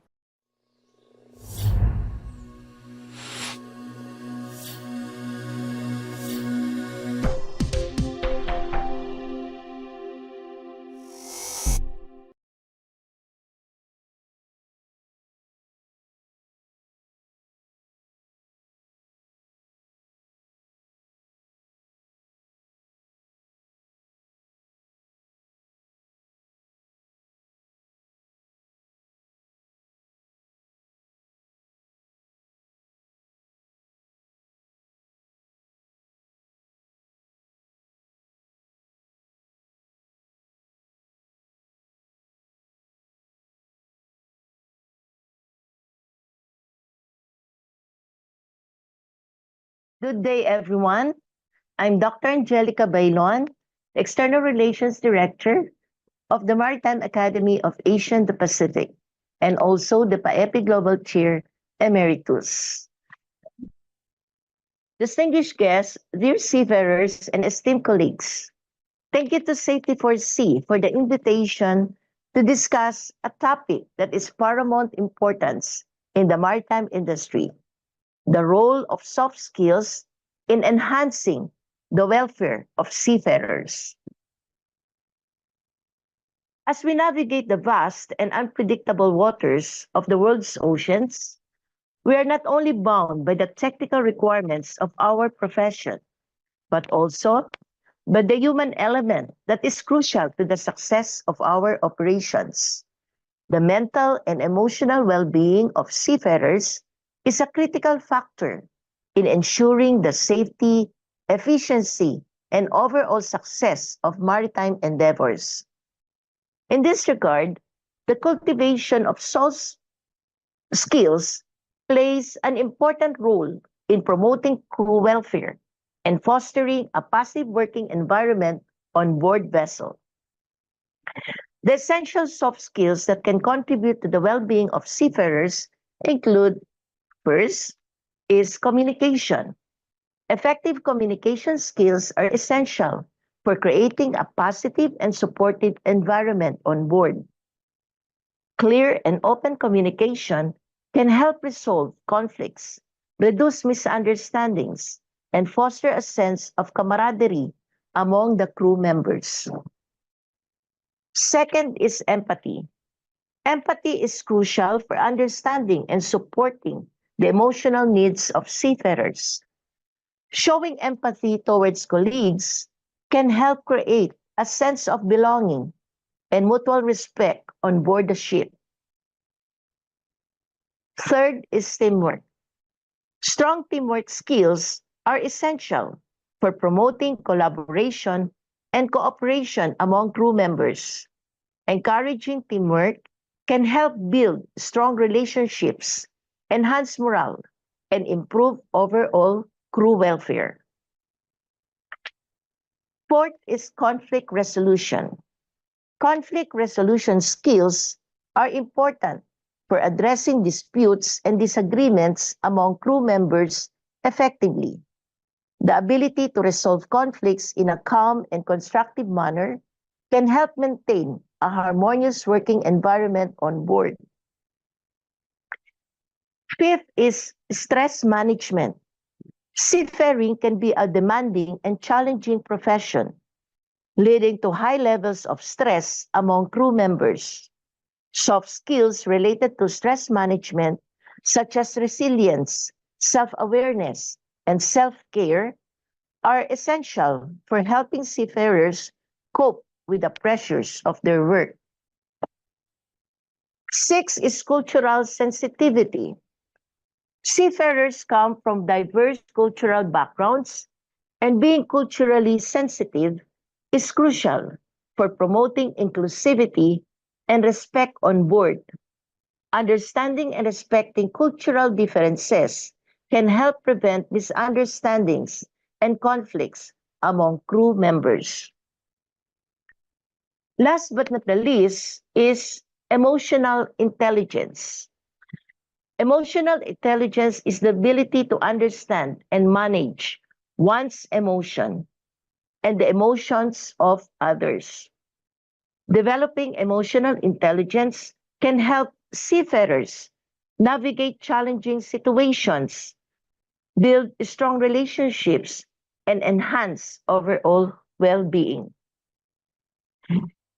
It can be surmised that soft skills encompass a wide range of personal attributes and interpersonal abilities that enable individuals to effectively navigate social interactions, communicate clearly, collaborate with others, and manage their emotions and stress levels.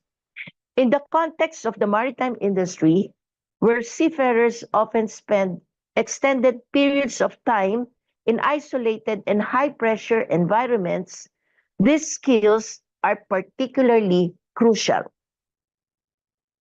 Effective communication, empathy, teamwork, conflict resolution, stress management, cultural sensitivity, and emotional intelligence are just few examples of soft skills that can greatly influence the well-being of seafarers.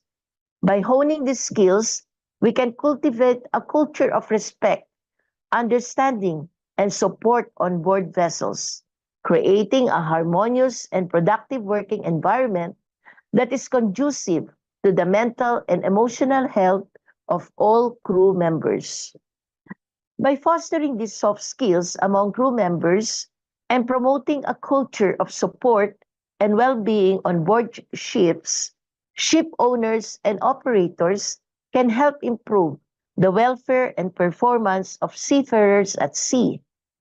Furthermore, soft skills are essential in fostering strong relationships among crew members, enhancing collaboration and teamwork, and mitigating conflicts that may arise during long voyages. By developing these soft skills, seafarers can better cope with the challenges of life at sea, build resilience in the face of adversity, and forge lasting bonds with their colleagues that contribute to a sense of camaraderie and unity on board. In conclusion, the importance of soft skills in promoting crew welfare in the maritime industry cannot be overstated. As we strive to ensure the well-being of seafarers and create a safe and supportive working environment on board vessels, let us prioritize the development of these essential skills and recognize their profound impact on the mental and emotional health of all those who brave the seas in the pursuit of their duties. Together, let us commit to fostering a culture of empathy, communication, and collaboration that that empowers seafarers to thrive in their roles and enhances the overall welfare and happiness of those who dedicate their lives to the maritime profession. Enjoy the Crew Welfare Week. Thank you and good day, everyone.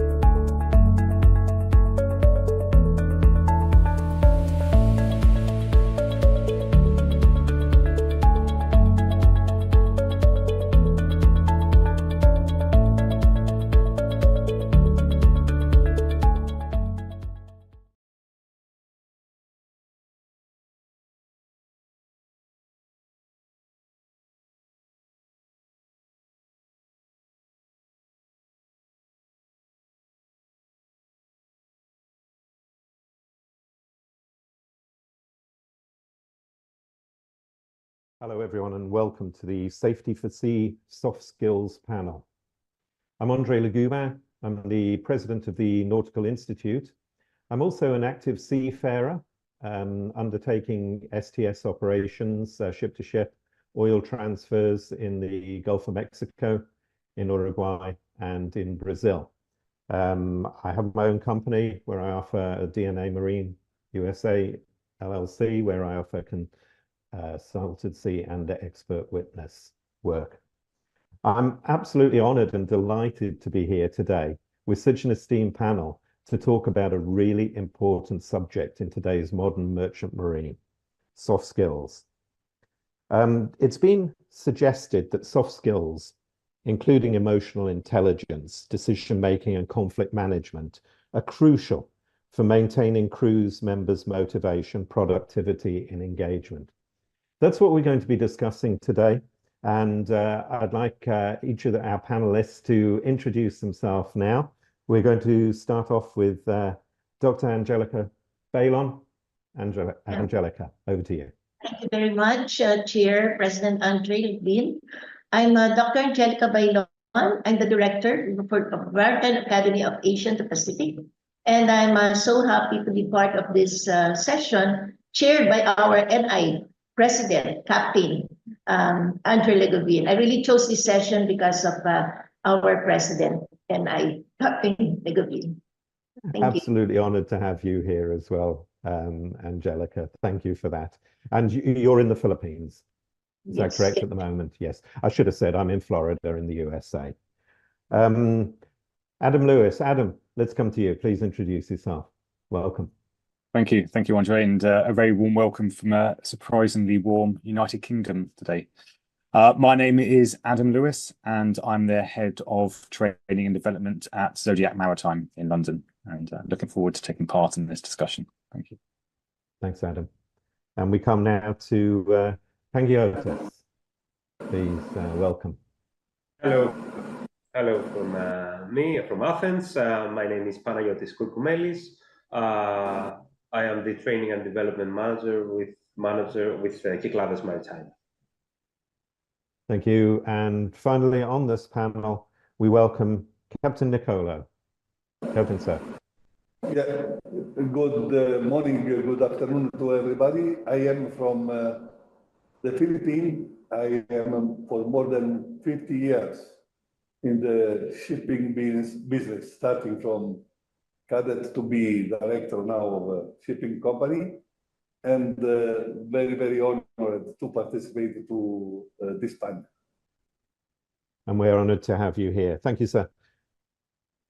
Okay, a global group of panelists reflecting the global situation of the merchant navy. And a lot of developments going on at the moment, particularly as we move toward 2030 and 2050 in the future. In fact, 2030 is not so far ahead, as we were just discussing offline before. 2030 used to be a very long way away, and now it's only 5.5 years. And in a few weeks' time, it'll be 3 years, and then it'll be upon us. So it's coming very quickly. Panelists, how do you think the industry's workforce will look in 2030? What I'm asking is what we can expect to remain the same and what will be different in the shipping industry, particularly regarding crew management and crew learning. Can I come to you first, Angelica? The question is really indeed very challenging. Predicting the exact details of the maritime industry workforce in 2030 is actually very challenging, difficult to answer, but we can make some educated guess based on, of course, the current trends and the technological advancement. Now, on the question on what can we expect to remain the same in the shipping industry regarding crew management and learning, I should say that despite the technological advancements, of course, the central or the importance of a human element will always be central in the maritime industry.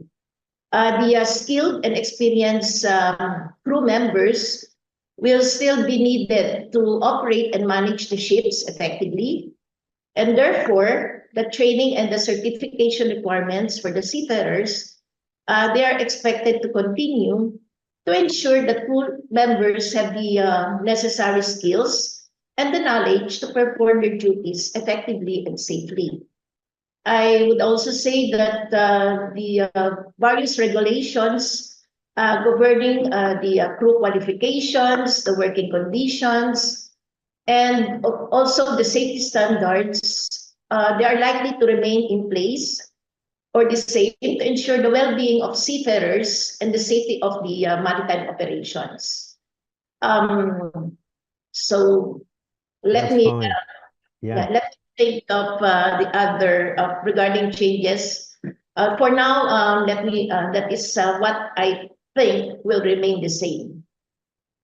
Thank you very much for that. Adam, do you have anything to add to that? Yeah, thank you. I think in terms of maritime education, I think quite a bit is going to change, and we have a bit of a crystal ball because we can look at the sphere of learning and development. So this is learning that happens in general office space. Now that sphere of training is slightly more advanced than we are in maritime training, purely because it's a much bigger market and it's much easier to get the training out. Now, if you go to a learning and development exhibition, and there's some fantastic ones around the world, you can start to see the technology that's coming in, and that's the technology that we can leverage as maritime experts over the next few years. And a lot of it is coming down into AI content creation, which you can do as a company very easily now. Now, the reason I think that's very important for this discussion on soft skills is that if we look at some of the technical skills, in the most part, it makes sense for us to outsource that training. So for us as a shipping company, we were looking, I don't know, at ballast water management. We could design a course in-house, but it makes much more sense to outsource that. What I would suggest, however, is that for soft skills, that needs to be much more a company-driven initiative, if you like. So we need to embed this in our culture. So I think by leveraging some of this technology that's coming out now, we can create a lot more content in-house, and we can really build good quality training that we can embed it in our culture and start to really develop these soft skills. So for me, the next few years is all going to be about leveraging that technology that's already there. Leveraging the technology, and then of course we have to look at implementation of it on board the ships. And I think that's something we're going to come back to a few times in this panel discussion. Pangiotis, can I come to you for your views on this, on the thank you. The way the workforce is going to look? Let's hope that in 6 years' time we're going to have a more diversified profile, and we finally get the women increase the percentage of them. Now, as far as crew management is concerned, I think that what we're going to see is more data-driven crew management, and this will help to optimize the processes and how we employ the seafarers. For sure, health and wellness and awareness around health is picking up a lot, especially in our sector. Let's hope 2030 we're going to see seafarers that they are more healthy and happier. Now, as far as learning is concerned, I will fully agree with Adam. Certainly, we see technologies that are going to assist us. VR is really picking up. This will enable better simulation training. And then AI will help us a lot to build much faster learning content, which I hope is going to also improve a lot of the learning content. Having said that, one of the challenges is to maintain the core of nautical skills. And as we introduce new technology, it's always important that we understand how the technology works. Okay, thank you very much for that. And on this question, Captain Nicola, I'd like to come to you again. Looking at the workforce in 2030, how are things going to be different in your opinion? Yeah. Well, this is for looking on my experience of that I was passing the last 50 years with the various systems, and looking to what is our, let's say, what is our industry till a few years ago was the most traditional one, because there was not such big change.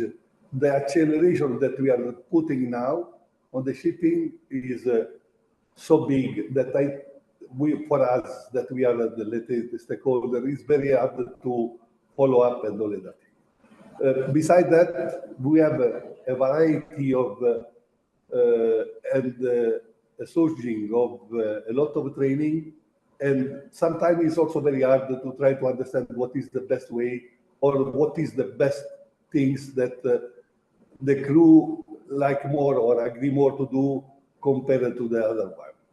If we think, and also the artificial intelligence, the AI, or the technology today, anything happen today, after a few minutes, you will go to see on the media and all the other thing. So the impact of the shipping today and what we are doing, what we represent for the worldwide, is one of the things that must say to us to pay much more attention than what we did now, to try to drive the change in a way that can be understood from the old crew and can be easily get by the newcomer on this kind of job. Thank you very much for that. Sorry, Angelica, back to you just. Yeah. May I share what I think what will be the change or be different? Earlier, I said what will remain the same. So to my mind, certainly the shipping industry is likely, of course, to see increased automation, and that would leading to a shift in the roles and responsibilities of crew members. So therefore, more tasks will be automated, reducing the need for some traditional roles while creating new ones that focus on managing and maintaining automated systems. And also with the advancement in technology, the e-learning platforms and digital training tools, they're also expected to become more prevalent in crew training and development. And this shift would provide more flexible and interactive learning opportunities for the seafarers.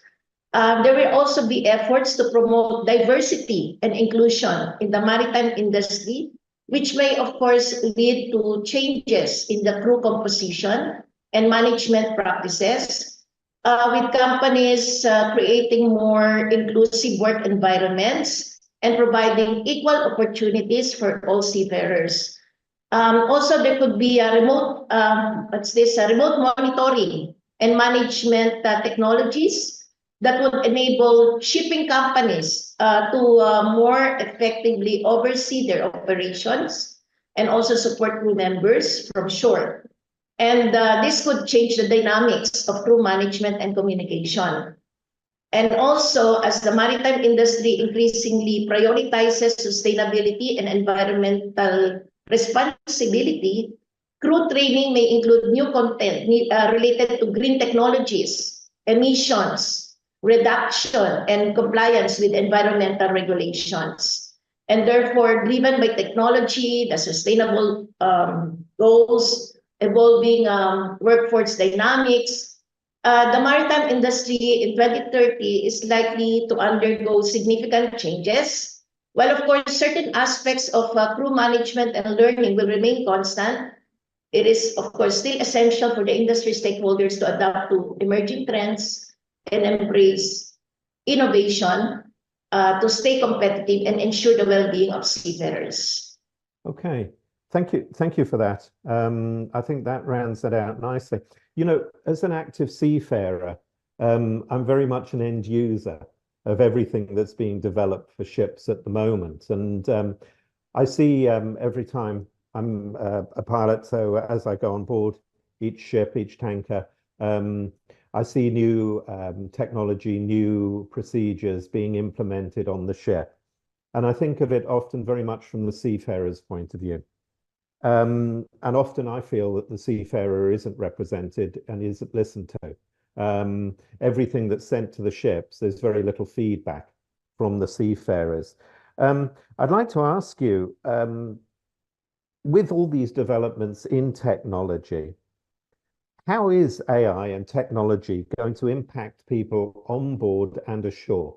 But I particularly want to focus on board. How is this going to impact them? And Adam, can I come to you for a comment on that, please? Yeah, I mean, this is quite an interesting one because I do agree that there's I think a lot of content at the moment that I don't want to say irrelevant, but the problem is that there's a lot of regulation we have to meet. And that's the reason we're quite content heavy. In terms of AI, there's, I think, multiple advancements. First of all, one of the things we do as an industry is we pump a lot of content at people, but we don't necessarily look where their strengths and weaknesses are. We wouldn't do this personally. If we went into a library, we wouldn't read, for example, every business book. We would only select the books that we want to read. And this is what AI is going to enable us to do. It's going to be able to enable us to look at perhaps the strengths and weaknesses, perhaps areas where people need to have more training. And it can look at big data and give us that information so we can direct training. The second thing, of course, the big advancement, and like I've already alluded to, is content creation. It's quite hard to go on a vessel, for example, and film a video. We don't need to do that anymore with AI. You can literally sit at your desk and while drinking a cup of tea, you can come out with a quality program that's tailored exactly to what you need. So for me, there's two areas of AI. One is going to be this whole data piece and actually just making content and delivering content that people really need to advance in their careers. And the next part is actually creating good content with a desktop. Thank you very much, Adam. And Pangiotis, your views on this, on how AI and technology impact people on board and ashore, but particularly on board. Yeah, again, I will agree with Adam as far as learning is concerned. We're going to see the a big impact from in our side. I mean, in our profession and how we create content. But as far as the vessel is concerned, I think we're going to see AI systems supporting decisions. Going to be support how you navigate or other aspects. I don't think we're going to see automation anytime soon, especially for core operations, cargo operations, or navigation. So I think the immediate future, how they can serve us, is enable us to make more informed decisions. And this creates, again, what I said in my introduction, the challenge to maintain the situational awareness and the critical thinking. Because as we introduce new technologies, if we don't actually understand how what we are reading, what we are seeing there, how it is derived, we run the risk of sticking. It's like the EEST when it was first introduced, just looking at the EEST and not looking outside the bridge windows. So I think it's going to be the biggest impact of AI on board. Okay. It's interesting. We talk a lot throughout the maritime industry at the moment about AI and technology, but are these systems of communication on board really keeping up? Now, I was on board a ship, no names, of course, not too long ago, a few months ago, where everybody on board was charged for internet access, from the master to the deck cadet to the deck boy, everybody. And it was $30 for 300 megabytes. It was incredibly expensive. We're talking about implementing AI and technology and the likes on board, perhaps creating videos. We're already post-COVID seeing uploading survey. How can we increase, the bandwidth, if you like? How important is this? And we're talking soft skills at the moment, and particularly the crew members' welfare. I believe we need to up our game incredibly and implement free internet, good internet on board. But I'd very much welcome your views on that. particularly with the Starlink system coming in. And Captain Nicola, I'd like to come to you, please, for your comments on that.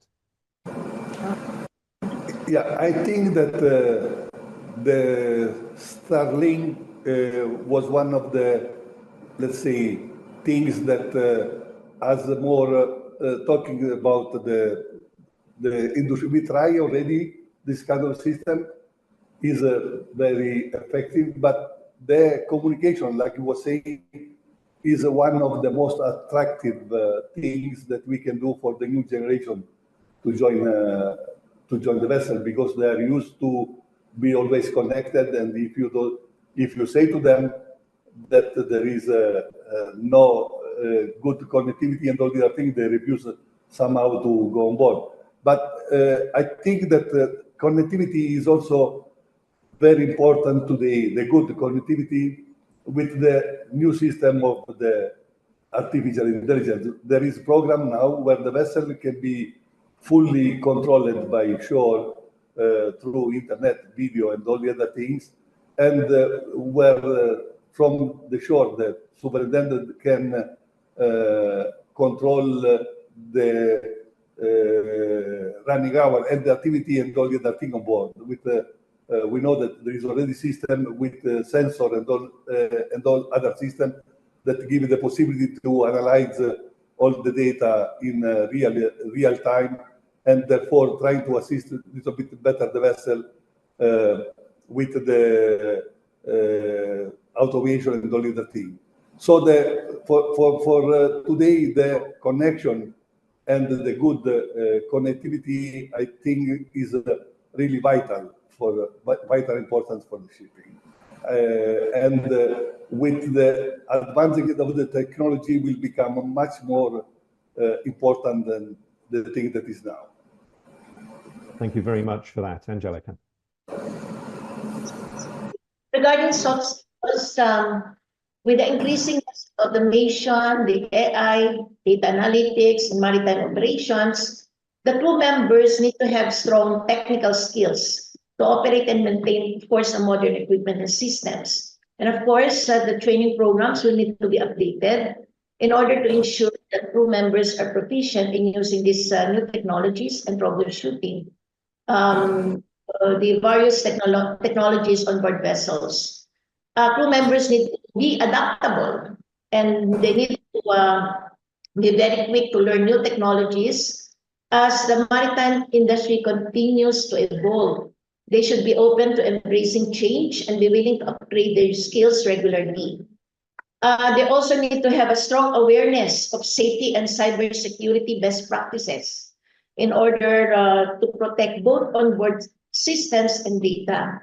And they need to understand how to leverage these technologies to optimize their workflows and enhance the overall operational performance. Thank you very much for that. Interesting you say or explain what we're looking for in the new generation Seafarer crew members on board, how they need to be adaptable, technology mindset and that. How does shipping need to change to adapt to these new demands and cultivate the right mindset to attract and retain people of this caliber within the maritime industry? Pangiotis, could I come to you for your comments on this? Thank you, Captain. I will link it actually to the question about Starlink. And for the Human Element Committee of Intertanko, we carried out a survey for seafarers, and we had a very interesting finding where, of course, one of the most important areas was internet connectivity. As you know, everybody is asking for free internet. But the second, at the same, let's say, percentage, seafarers found that considered very important to have mentorship. And it was an amazing finding. And I think it highlights, and it goes to the question, I mean, that we need to have very clear pathways for the young generation. We need to be very transparent of what there is to be expected from shipping, and we need to enhance our mentorship and coaching programs. It has been a pillar of shipping to have mentorship on board, but we need to structure it in a way that the younger generation can really, let's say, appreciate what it takes out of the shipping career.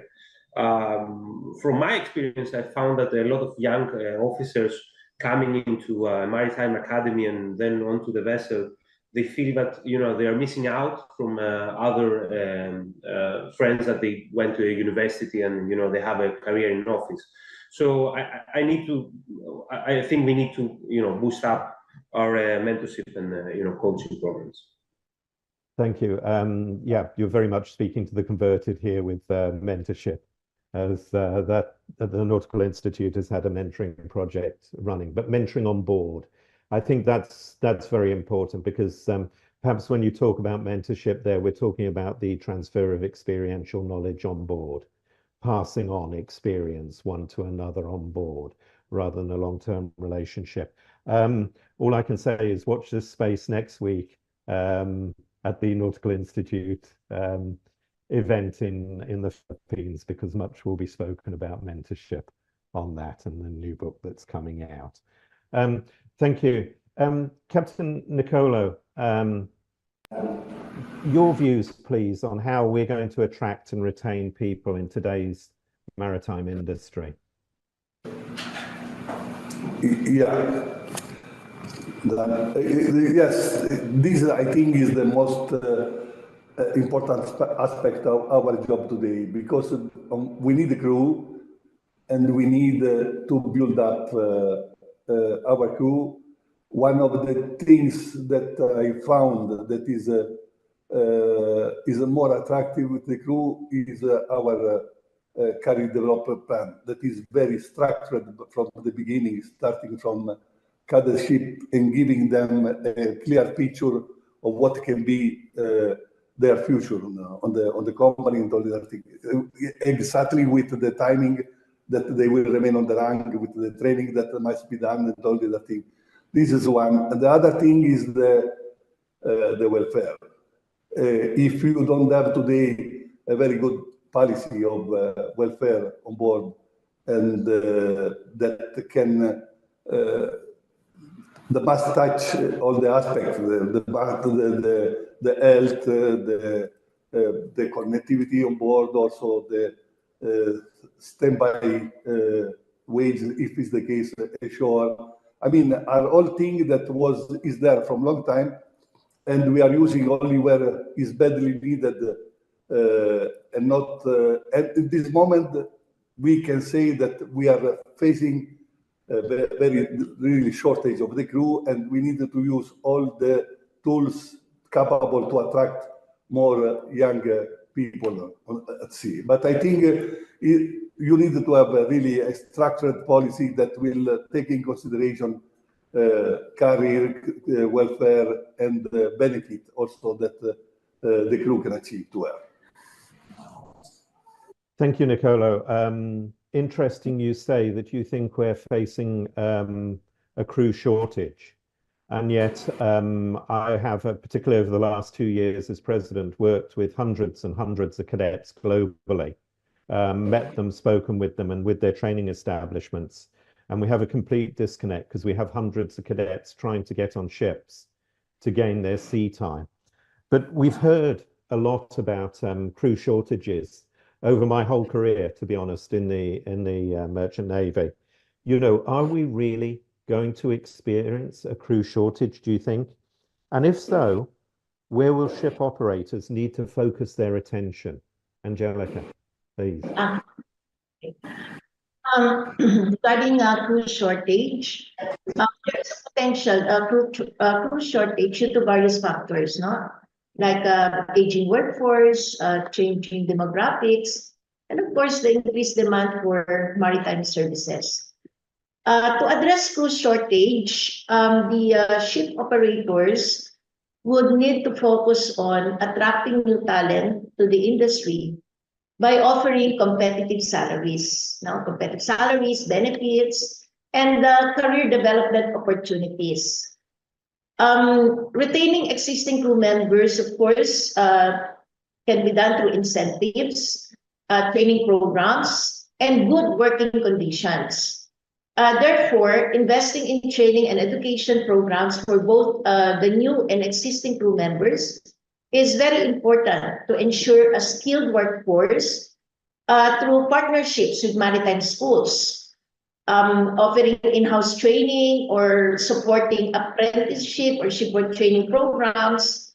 Also, embracing automation and technology can also help alleviate the crew shortage by increasing the efficiency of operations and reducing the need for large crew. The ship operators should invest in technologies such as autonomous vessels, remote monitoring systems, and digital solutions for maintenance and operations. Likewise, promoting diversity and inclusion in the maritime industry can help attract wider talent pool and address the crew shortage by actively recruiting women, minorities, and individuals from different backgrounds. The ship operators can tap into a diverse range of skills and perspectives. Also, ensuring the well-being and quality of life of crew members is very essential for retention and recruitment. So ship operators should focus on providing a safe working environment, adequate rest periods, and support services for mental health and well-being. So generally, ship operators will need to adopt a holistic approach that addresses recruitment, training, technology, diversity, and crew well-being to effectively manage a potential crew shortage in the maritime industry. Thank you very much. Adam, do you believe we're going to see a crew shortage in the near future, perhaps? And if so, how are we going to address it? I personally don't believe there's a crew shortage, or at least not until 2030. There's enough crew there, but at the end of the day, if all we had to do was hit numbers on our ships, then our job would be a lot easier than it is. What we have to do is get quality crew on our ships, and that really comes down to skills. So I would suggest it's not necessarily a crew shortage, it's a skills shortage. And I think this comes down to everything we're talking about. When we get new entrants into the industry, and I would argue about the whole cadet situation, but I think once we get people in, we need to think about how we're going to develop them for those skills for the future. And I think this comes in a variety of ways, which we've been talking about. It could be some of the traditional training, and we can talk about how we're going to deliver that through different methods. But I also think there's a lot we can do on board, and that's when it comes into things like the mentoring, the good leadership.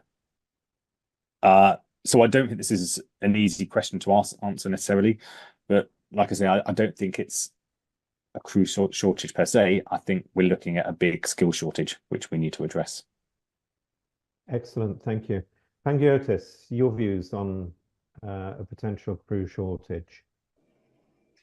At least for Greece, we already have a shortage. So, and there is a big campaign also from the Greek Ship Owners Association to attract more people in the profession. I cannot answer if we're gonna. Many studies suggest that we're gonna have a shortage. So it remains to be seen. But I think that COVID didn't actually help a lot. I mean, we still see that we have seafarers now in war zones.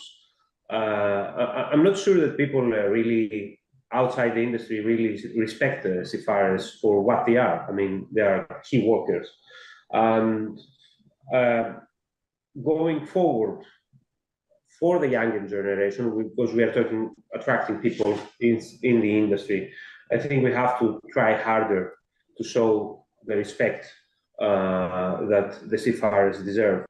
And I come from a maritime family, and for me, being a seafarer is, you are a hero for doing that profession. But I don't think it's like that for the wider, let's say, people. I mean, we haven't been very open in promoting what the core of our business is, that is the seafarers.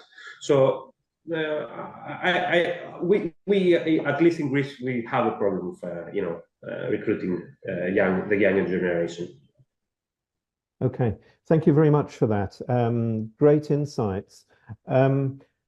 Nicolo, we've talked here just a little, and you mentioned it initially about the crew shortage or potential crew shortage. But do you think we've been successful as an industry in upskilling and embracing maritime professionals? And what lessons should we learn, particularly post-COVID, in the next step to embrace young talents? One of the things, just to add some more thing to what Adam said before, yes, the skill of the crew is very important, but I don't know, 3 years ago, on the matrix of the tanker owner was saying, I recruit only if he has 2 years of experience on the rank and all the other thing. Now, we don't find people with experience. On 2 years, you put to 18 months, or you put to 1 year, because after you need to run the vessel. So the skill is always adjusted with the needing of the industry that you have now. So what I found out during the last period is a continuous adjustment of the requirement to try to cope up with the needing to run the vessel. We don't must forget that we have a shortage because of the Ukrainian missing and the Russian that was missing because of the war. We are talking about more or less 20,000 people, mainly officers that is there. For the other things, I was in another meeting with Safety for Sea. I don't understand why we are trying to talk about shortage, skill, and all the other thing. Why? Maybe also with IMO, we don't oblige all the owner to put Cadet on board. To the Cadet to be really part of the minimum safe manning. Otherwise, how you want, if you leave this to the owner, I have with me working 300 vessels. I have maybe 100 vessels with Cadet and 200 vessels without Cadet. But if you propose Cadet to the owner say that is a cost with the traveling and all the other thing. But how we want to try to cope up with the shortage and to attract new people with new skill, because the new and the skill, as Adam was saying, is very important. I have a record in the thing that we are doing. When you take a master of 55, 60 years old, that you try to put him in front of the EEST the first time, it takes a lot of time to pass the exam. You take a third officer that was coming from the youngest generation, in half an hour, 1 hour, he will pass the exam. We cannot say that the third officer is more expert than the master.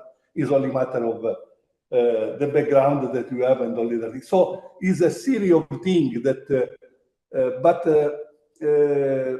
I think something must change on the way to approach the sea. The sea is the most important thing today that we have, because it's the one that is providing us of everything.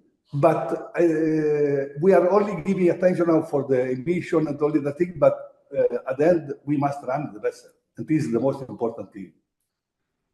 That's very interesting. You mentioned about the costing of cadets. This is something I've been working on particularly hard over the last 2 years.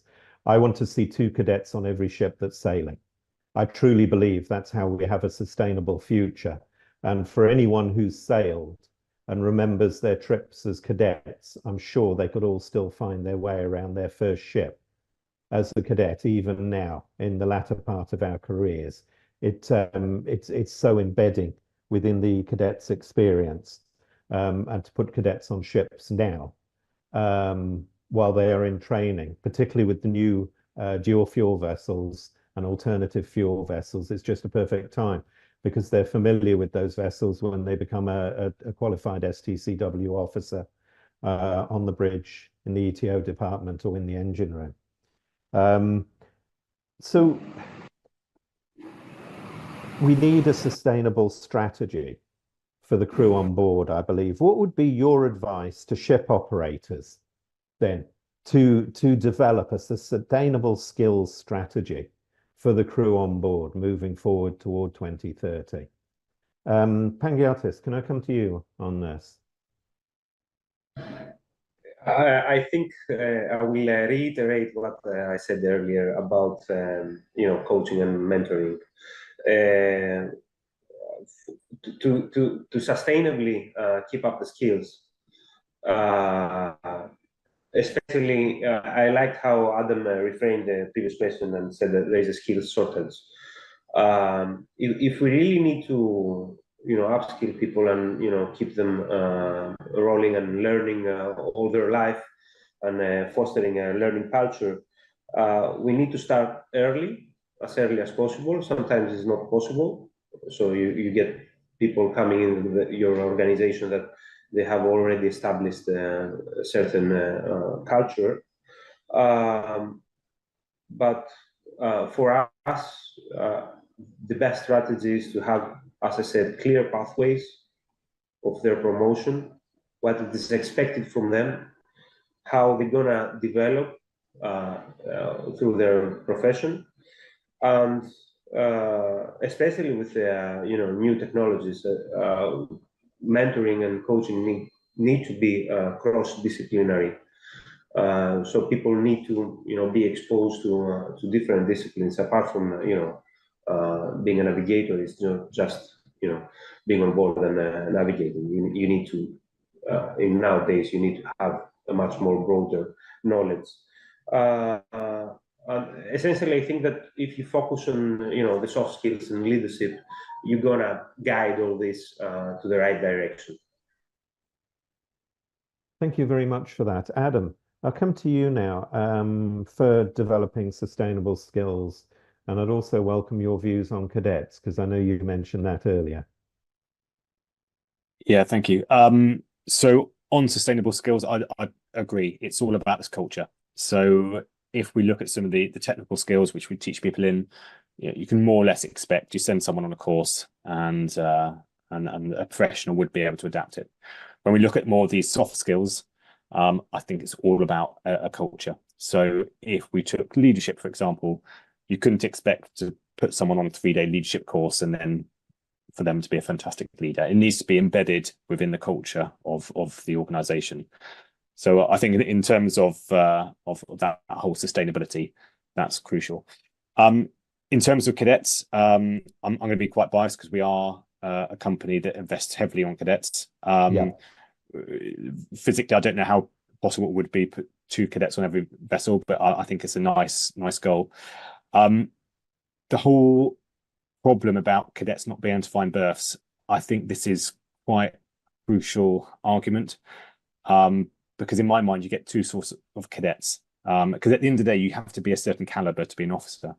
So you get the one cadet who's been chosen by the company or by an organization at the beginning of the training, and they're showing their potential. Or you get the other cadets who can simply put themselves on a course, and they undertake the course and they try and find a sponsor. Now, to be honest, and I'm afraid to say, not all those candidates are a right caliber to become an officer, and we have to be quite open about that. So they might do all their training, but it might be they just haven't got the skills to become an officer. So that cadet situation looks bad, but actually the problem is that they can enroll themselves on a course without having any sort of, I suppose, assessment at the beginning. Thank you very much for that. And yes, of course, India in particular offers that sort of system with their degree course, their 3-year degree course, where cadets enter that without a sponsoring company. And then their diploma course, which they can only enter if they have a sponsoring company. I think I'm correct in saying that I was blessed to be educated last year when I went to India. And actually, and I'm not picking on that country because I think India is a wonderful country, But I agree with you with this problem of young seafarers going into their courses and perhaps being told that there'll be no problem at the end of their 3 years when they start the course. Exactly. Yeah. And then they come out of this. Let's just stay with cadets, because it is a passion of mine to put cadets on ships. And yes, it's pie in the sky, 2 on every ship. But why should we aim for any less? I really believe that. You know, you talk to any shipmaster. Have you got cadets on board, sir? No, I wish. Is the usual comment if they haven't got cadets. They really, really do want them on board and to train them. What can we do to convince companies to take cadets and to train cadets? Angelica, have you got a view on this? Yes. If I'm the ship operator and we talk about sustainable skills strategy, my advice would be first, of course, start by conducting a skills assessment to identify the current skill levels of the crew members. Because by doing so, this will help understand the areas where additional training or development is needed.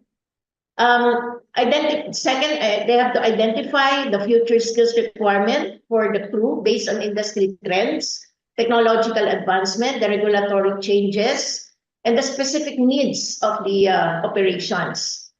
Of course, provide and invest in regular training opportunities for the crew to enhance their existing skills and develop new ones. And this include the technical skills related to operating the ship, as well as soft skills, such as communication, teamwork, and leadership. Operators should also encourage a culture of continuous learning and improvement on board the ship. They should provide opportunities for crew members to share knowledge and skills with each other and foster a supportive learning environment. Must provide the clear pathways for career development within the organization and offer opportunities for advancement, promotion, and specialization to motivate crew members to enhance their skills. And of course, given the increasing focus on sustainability in the maritime industry, they must also consider providing training on sustainability and environmental best practices, energy efficiency, and compliance with regulations related to environmental protection. Incorporate and use technology into training programs to make the learning more engaging, efficient, and accessible. Considering using e-learning platforms, simulators, virtual reality to enhance the training experience. The ship operator must also regularly monitor the effectiveness of the skills development initiatives and must, of course, evaluate the progress of the members, and must also collect feedback from the crew members to identify areas needed for improvement and to make adjustment to the strategy needed. So I believe by following this, strategies, the ship operators can develop a sustainable skills strategy that will not only benefit the individual crew members, but also contribute to the overall success and competitiveness of their operations. Thank you very much. Nicola, if I can come to you, we're talking a little about cadets and junior officers in particular. What soft skills should we be giving them, training them in? What soft skills should we train them in, particularly before they go on board? And equally, those on board who are going to be training and mentoring and coaching these younger seafarers on board, what skills should we be giving, soft skills should we be giving to our onboard senior personnel to be competent in their training? Yes, before to reply to your question, I would like to add just another things on the main discussion. I think one of the things that can convince the owner to use more cadet was I tried one system to 1 year ago to start to put on board an electrician cadet, because we have big shortage of electrician. People that was coming from 5 years system of the school, trained and all the other thing.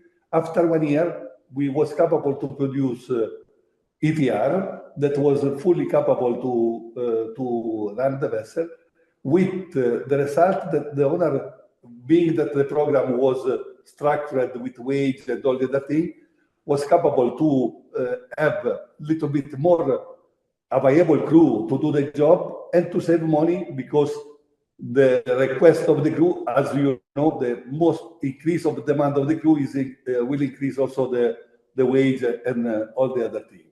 So one of the aspects is this one.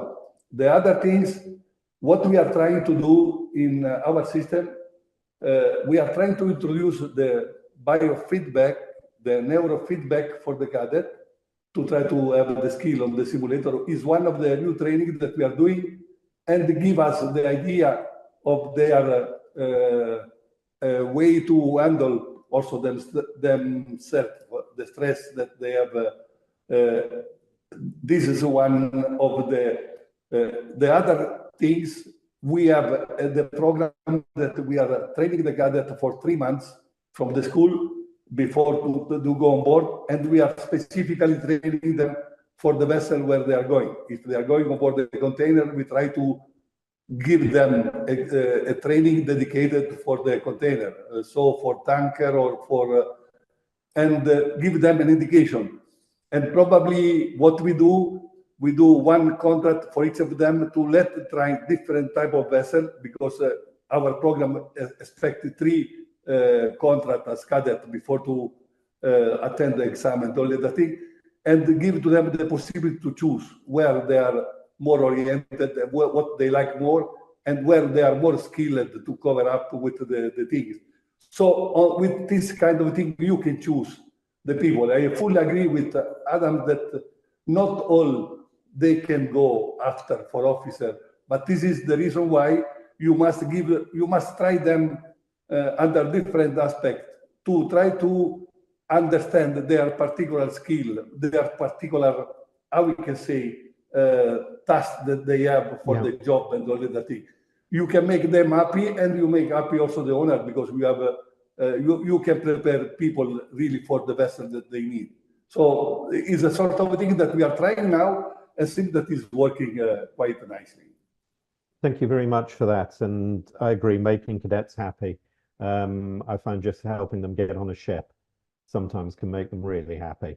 It's so important. Adam, your company has a great reputation with cadets. What's your opinion on the soft skills and your advice for training in soft skills for cadets and for the senior officers on board? Yeah, it's I think it all comes back to what I was saying earlier. It's about a culture, develop a culture. It's fantastic to hear your experience about a lot of captains want cadets on board. Unfortunately, that's not the same with every captain or every all officers on board. I think a lot of them feel that they're having to be trainers, and that's not their job. And what we always say to our senior officers is, we don't expect you to be trainers. If you're training someone, something has gone wrong, but we do expect you to mentor them. And I think the difference between training and mentoring is quite big and quite fundamental. And I know you're a big advocate of mentoring, and that's the key, really. I think we need to get to a relationship where the colleges are training the cadets very well, and I think they do that very well. And then on board, it's simply just mentoring. So it's taking that theory and putting it into a practical scenario. And I think this is where the cadetships really pay off, because for a company, a cadetship is a risk. You're investing in someone for up to 4.5 years, and there is no guarantee they're going to stay with you afterwards. And I think when we talk about soft skills, when we talk about leadership and mentoring, I think the more you get that relationship right, the more likely you are to see a huge return on investment for a cadet program. So I think the link between soft skills and cadetship programs is very strong and is very relevant. Thank you very much for that. Yeah, I agree with that. Absolutely. And Pangiotis, I'll come to you first, and then I'll come to Angelica. Do you believe that the colleges are getting it right with their soft skill training? I mean, the cadets that I see today are the best and brightest we've ever seen at sea. I'm in absolutely no doubt about that. And technically, they're quite gifted compared to myself as an older generation seafarer. Somebody mentioned ECDIS early on. There's 32 different ECDIS on board, and I can see a different one every time I board a vessel. So I do not touch it. I have my own pilot's PPU, but if I want to use the ship's ECDIS, I get the third mate or the cadet to show me what I want to do. I don't touch it. So technically, I think we're doing great. But how are the colleges doing with their soft skill training, in your opinion? Of course, I cannot answer for colleges around the world are very different. No, your experience. But through the Human Element Committee that we are discussing these things, I think we are lacking a lot. So it all goes back also to STCW, how the whole system is built up. It wasn't there, frankly speaking. I mean, the soft skills are something that we, in the past few years, start discussing and want to build up. Even in previous education. I mean, going back to school in certain countries, it's not existent. So yes, we have a gap there. There are some initiatives to go back to the colleges, and we need to build the appetite for the colleges to teach these soft skills. Let's not forget that in a lot of occasions, the teachers in the maritime academies are ex-mariners, so they go by whatever they have experienced.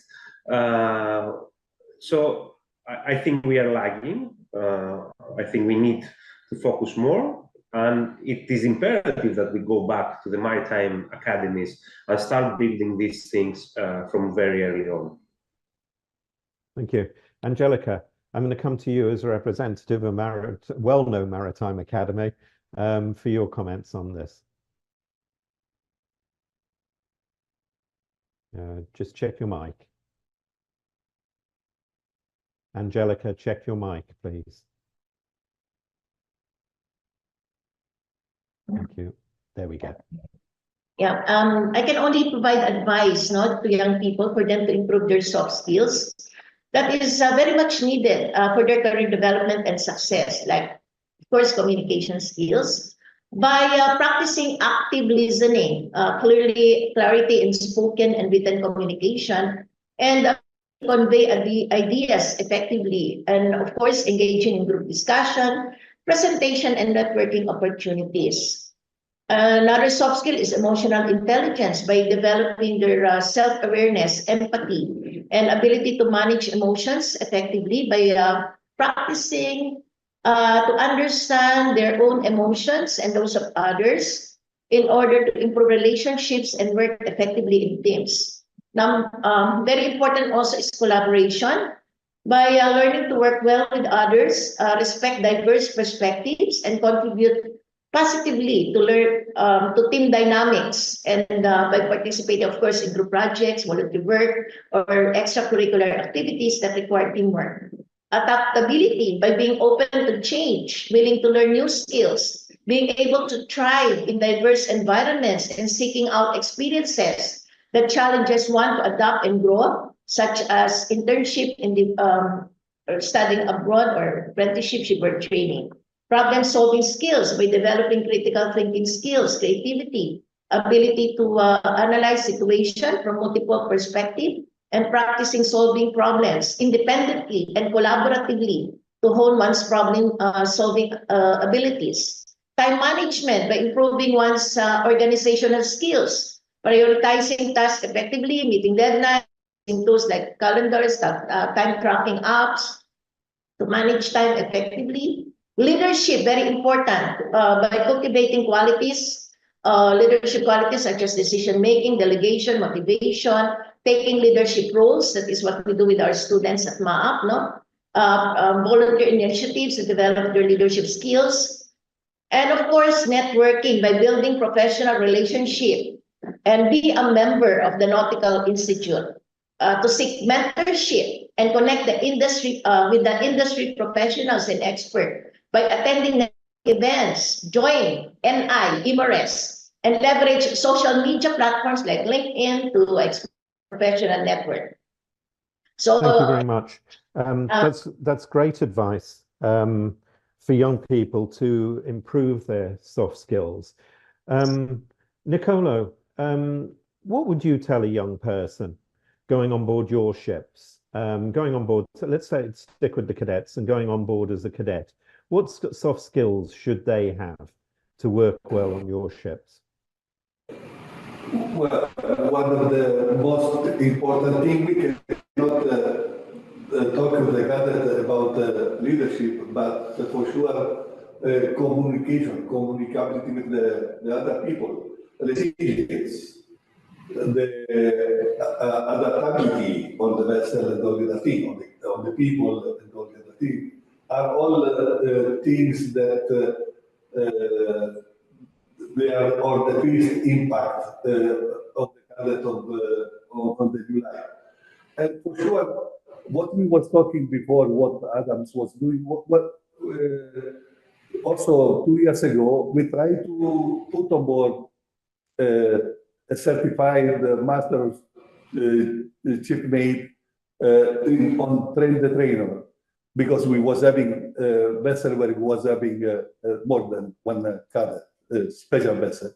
And also the way how they must try to, one of the things that I must always say to them, to don't look to the time, to don't look what they're employing, they must look to get some passion from the sea, because if you don't have a minimum passion to stay at sea, you will become very, very hard life. While if you apply together with the job, together with the skill that you can get from the school and all the other thing, you must feel a little bit the passion for the sea. Otherwise, is the last question for the Cadet for me is that maybe the mistake that worldwide we don't give a certain, let's say, rule that all the training, the academy was supposed to have the same program, the same thing. You have now a country where you have 3-year course, a country where you have 4-year course, but at the end of the history, you will not make the difference between a Cadet that is Filipino or European or whatever is the thing. And at the end of the history, there will be always diversity after for the career and all the other things. But for me, what was driving me to be at sea, because I was at sea till 20 years ago, and I'm still going on board now, is the sea, the passion for this kind of life that is completely different from all the other, and not only for money or for some other thing. You will not find satisfaction on that. You can find a better job. I couldn't agree more. People ask me, why am I still at sea? Because I love it. I love the job. I love being a seafarer. I love ship handling. I really enjoy it. It's as simple as that, as you say, a passion for the sea. We're coming toward the end of our panel discussion and rapidly running out of time. So I just want to ask each of you now, just fairly briefly, if you would please, if you could change one thing that would have a profound or immediate impact on making a career in shipping more attractive to young people, what would it be and why? Angelica.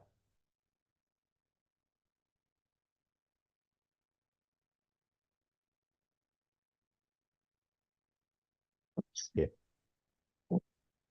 If I could change only one thing, to make one thing only, to make a career in shipping more attractive to young people outside the maritime industry, I would focus on increasing awareness and education about the diverse and exciting opportunities available within the shipping sector.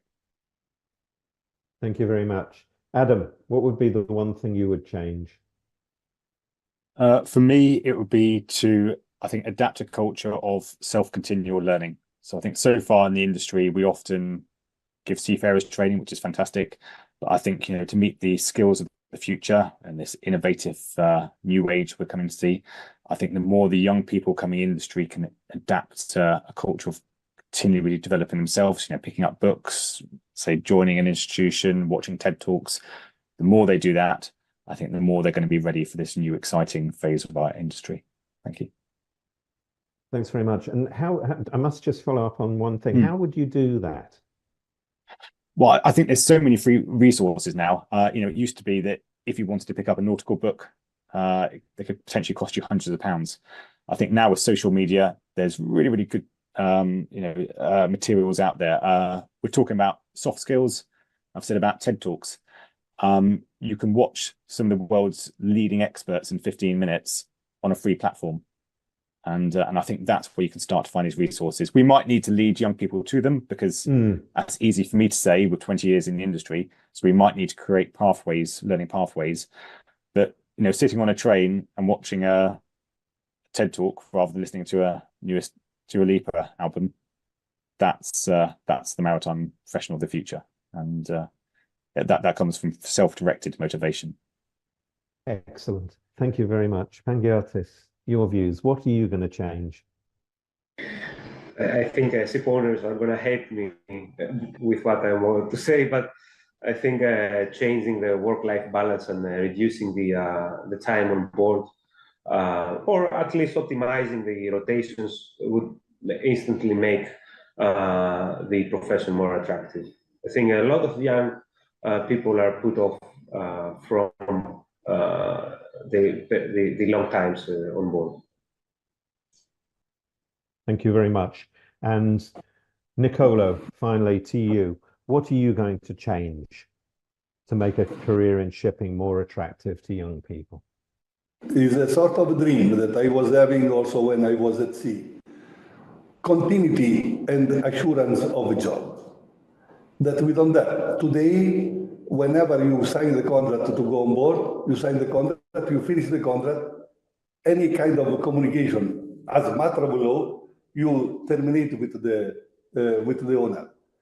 You will know, we are putting this to the paradox very high, but for a lot of people, you don't know when you will go on board again, if you will go on board again, if they will hire you again, and all the other things. There is no system for the protection of, we are always with precarity. You can find, today there will be the request, you can find a lot of job, but tomorrow, if there is COVID, how many people was remaining ashore without having the possibility to employ? It's a sort of thing that is very difficult to think for the shipping, but to attract people, if you say to them that, I don't know, you do 4 months and 2 months, but regular on board with the assurance that, we said before, career structure and all the other thing, this will be the most attractive things that we can give to the seafarers. Lovely. Thank you very much for that, Nicolo. And for me, I would just simply like to put any cadet that wants to sail on a ship, that just to give the opportunities for those that want to sail, and I agree with Adam as well, that have the capabilities to sail, and with Nicolo, the passion to sail, that they can actually get their sea time, get their STCW qualifications, and just as importantly, get that first, third mate or fourth engineer's job, because that's always another problem. Our closing question, on the occasion of this year's Day of the Seafarers on June 25th, just coming up shortly, what is your key message to industry stakeholders, to our seafarers and those young people who are interested in shipping? Just one brief, please, key message to them. And I'm going to start at the top on my screen again with you, Angelica. Your key message, please. Okay. So my key message on the occasion of the years of Seafarers Day, okay, to the industry stakeholders, my key message is recognize and appreciate the invaluable contribution of seafarers to the global economy and trade. Prioritize the safety, well-being, and rights of seafarers, ensuring fair working conditions, proper training, and access to essential support services, and embrace technological advancements and innovation to enhance efficiency, sustainability, and safety in the maritime industry. To the seafarers, my message is your dedication, hard work, sacrifices are crucial for keeping global supply chains functioning smoothly, and your contribution is deeply valued and appreciated. Take care of your physical and mental well-being, reach out for support when needed, and stay connected with your loved ones. And of course, keep updating your skills and knowledge to adapt to the evolving demands of the maritime industry.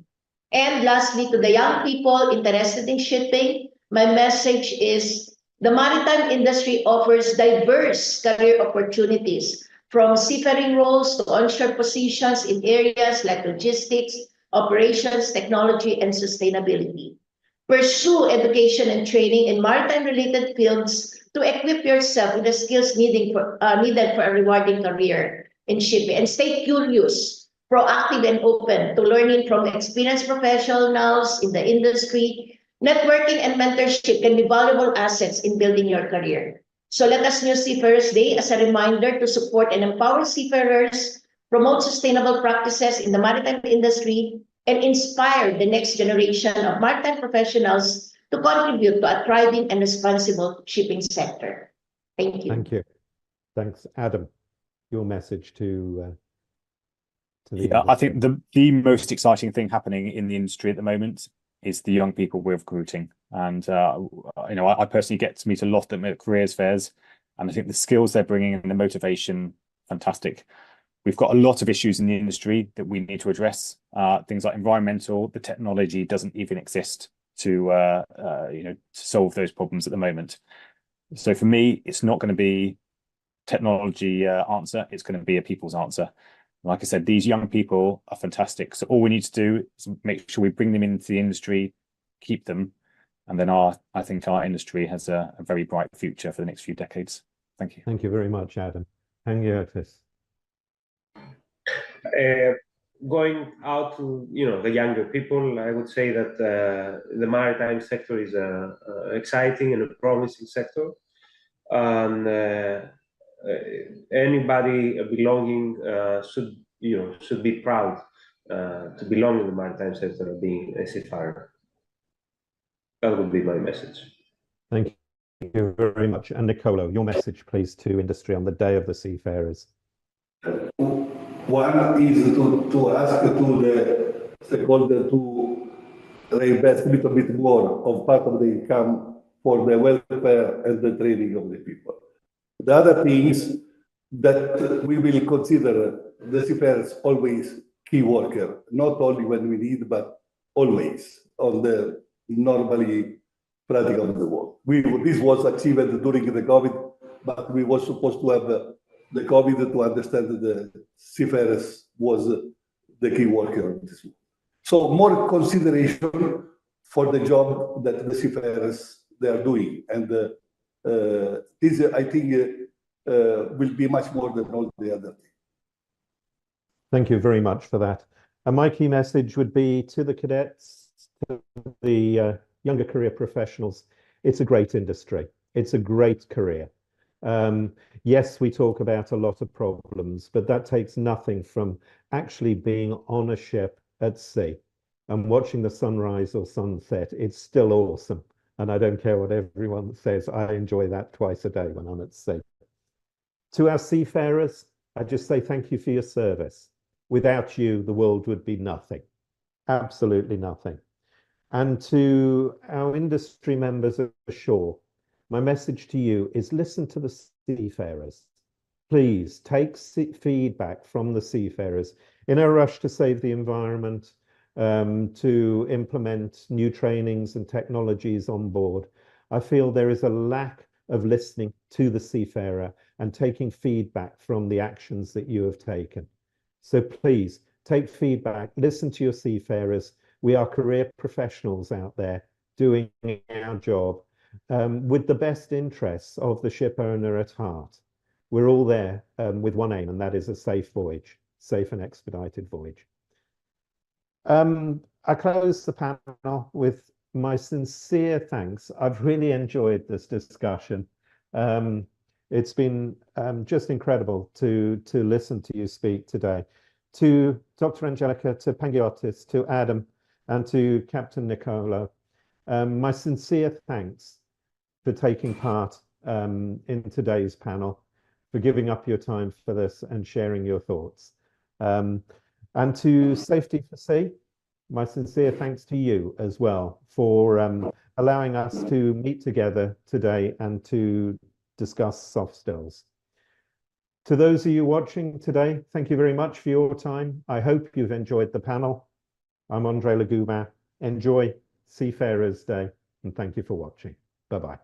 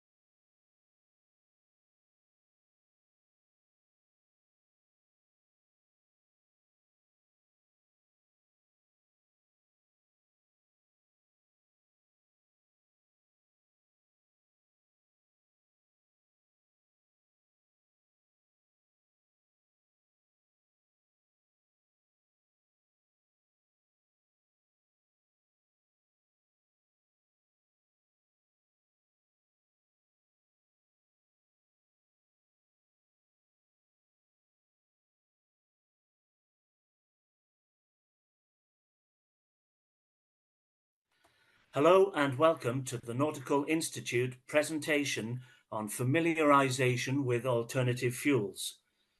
My name is Geoffrey Parfitt and I am the Nautical Institute lead on alternative fuels. Today we will be addressing the challenges for crew well-being and welfare.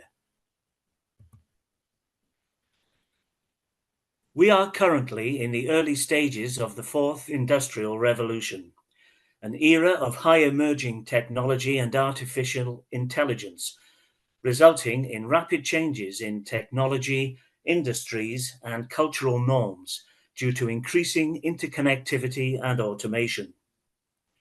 Simultaneously, we are experiencing a changing global climate, global warming, and the existential dangers that such a change could bring.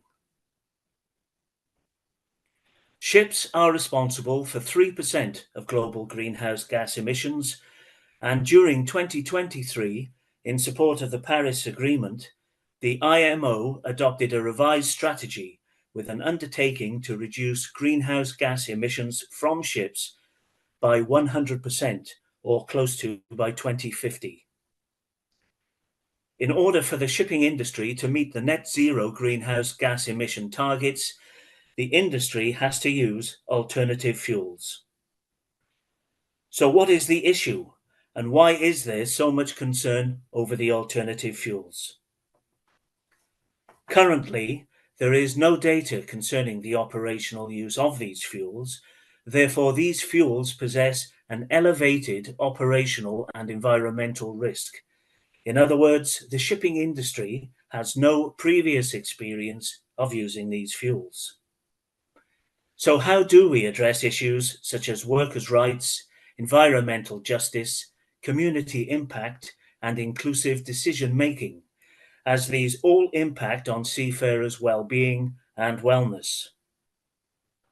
It has often been said that the shipping industry has been slow to change. So what are the key barriers and opportunities towards decarbonisation?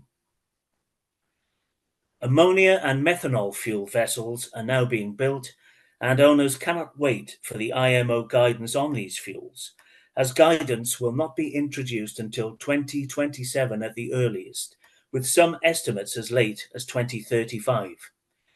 And whilst ammonia has been slow to gain traction, orders are now being placed with shipyards for ammonia dual-fueled vessels. But what are the alternative fuels?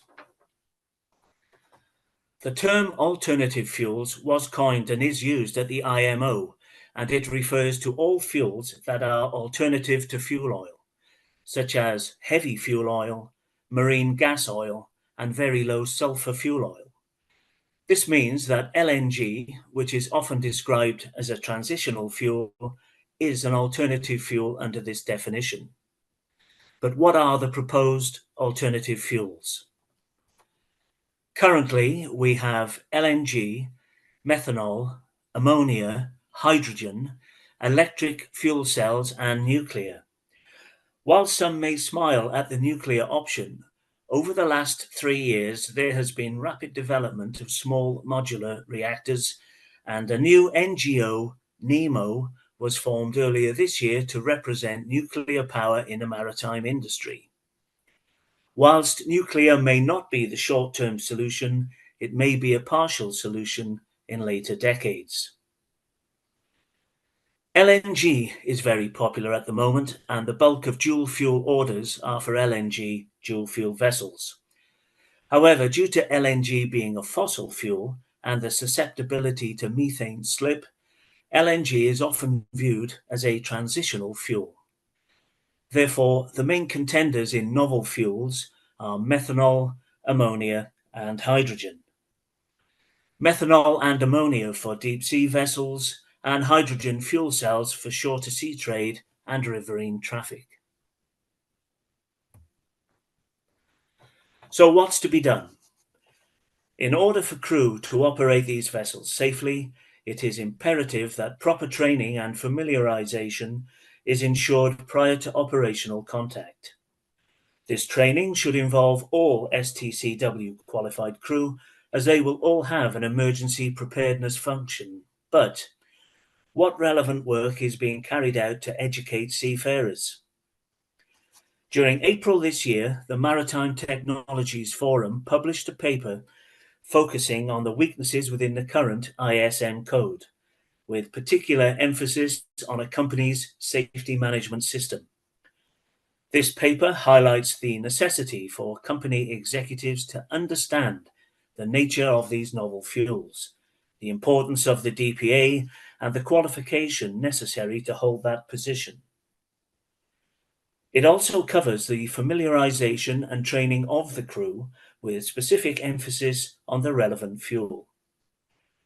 Currently, there is no training provision anywhere in any maritime education and technology institute. The UN Global Compact Just Transition Task Force is also pushing forward the next part of their initiative. Essentially, this is a collaboration between the ICS and ITF, funded by Lloyd's Register Foundation, for a study into an alternative fuel training curriculum. The study is being undertaken by the World Maritime University and is focused at STCW level. They have previously stated that they will have completed their initial recommendations by November 2024, and the resultant paper may be recommended to the IMO for STCW consideration in early 2025.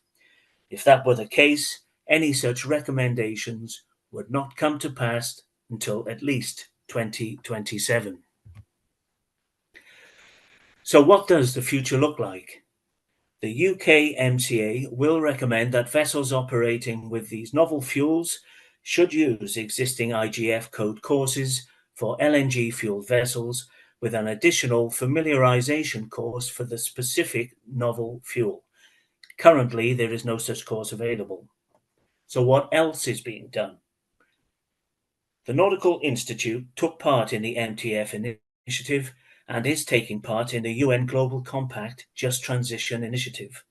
Simultaneously, we are drafting our own alternative fuel training standard, and this standard will recommend a curriculum that the maritime education and training educators should consider when delivering training courses. The Nautical Institute does not provide STCW training, but rather further education and continued professional development. To this end, the Nautical Institute has developed a generic industry alternative fuel familiarization course. This course will be delivered online and is applicable to all within the shipping industry who wish to have a better understanding of these novel fuels. The course is expected to be launched during July 2024. In conclusion, over the next 3 decades, the shipping industry will face unprecedented challenges as it strives to achieve the revised strategy of the IMO. These challenges involve the introduction of alternative new fuels, fuels that will replace the current heavy oil and marine diesel oil. All of the proposed alternative fuels are inherently dangerous to the seafarer and offer previously unfamiliar hazards.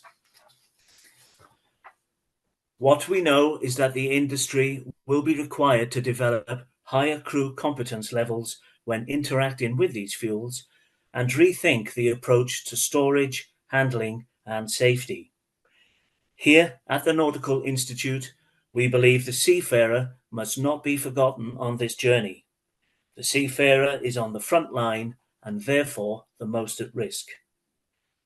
Seafarers will ultimately prove to be the success or failure of this initiative, and with the environment likely to be a major topic on the global maritime agenda for decades to come, failure is not an option.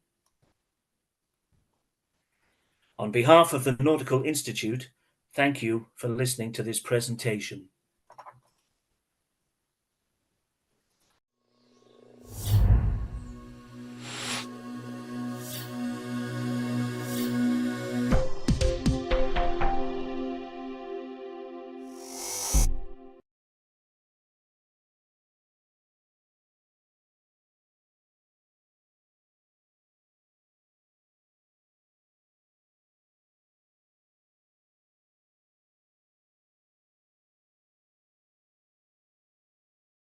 Good day, everyone.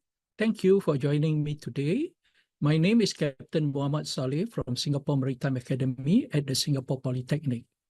I'm delighted to be here to talk about the IMO comprehensive review of the STCW Convention and Code, addressing today's need and tomorrow's possibility in maritime education and training. This presentation will glean the ongoing effort by the International Maritime Organization to update and enhance the STCW Convention and Code to meet the evolving need of the maritime industry. Let's dive in.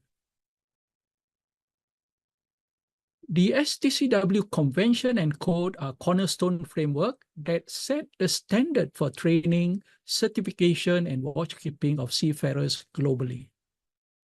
Established by the International Maritime Organization, or IMO, these standards are crucial for ensuring safety, security, and environmental sustainability of maritime operations.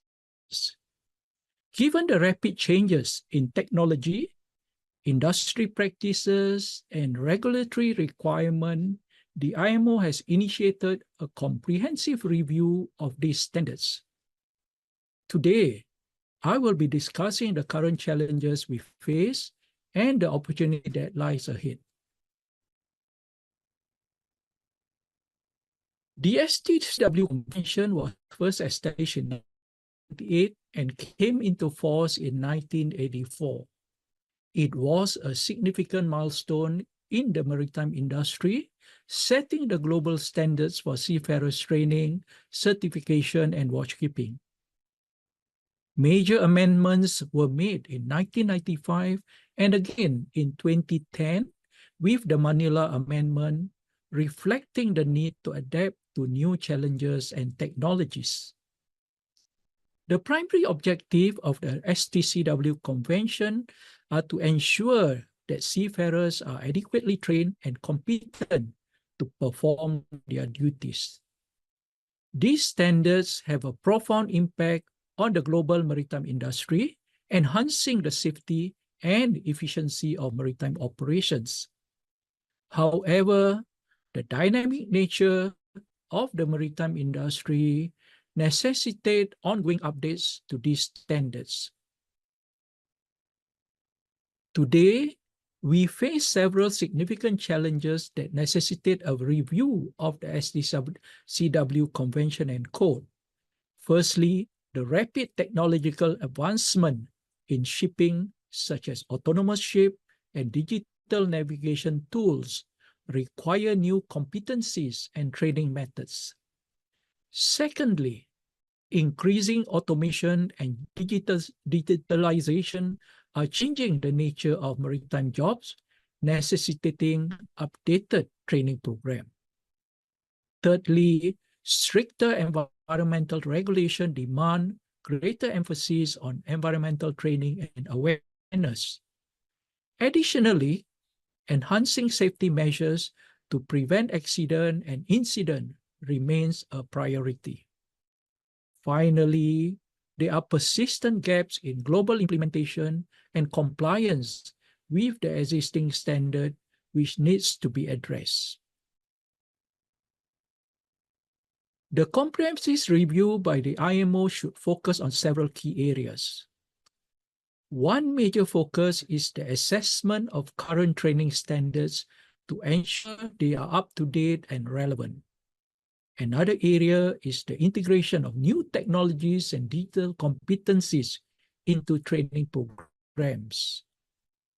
There should also be an emphasis on enhancing environmental awareness and training to meet new regulatory requirements.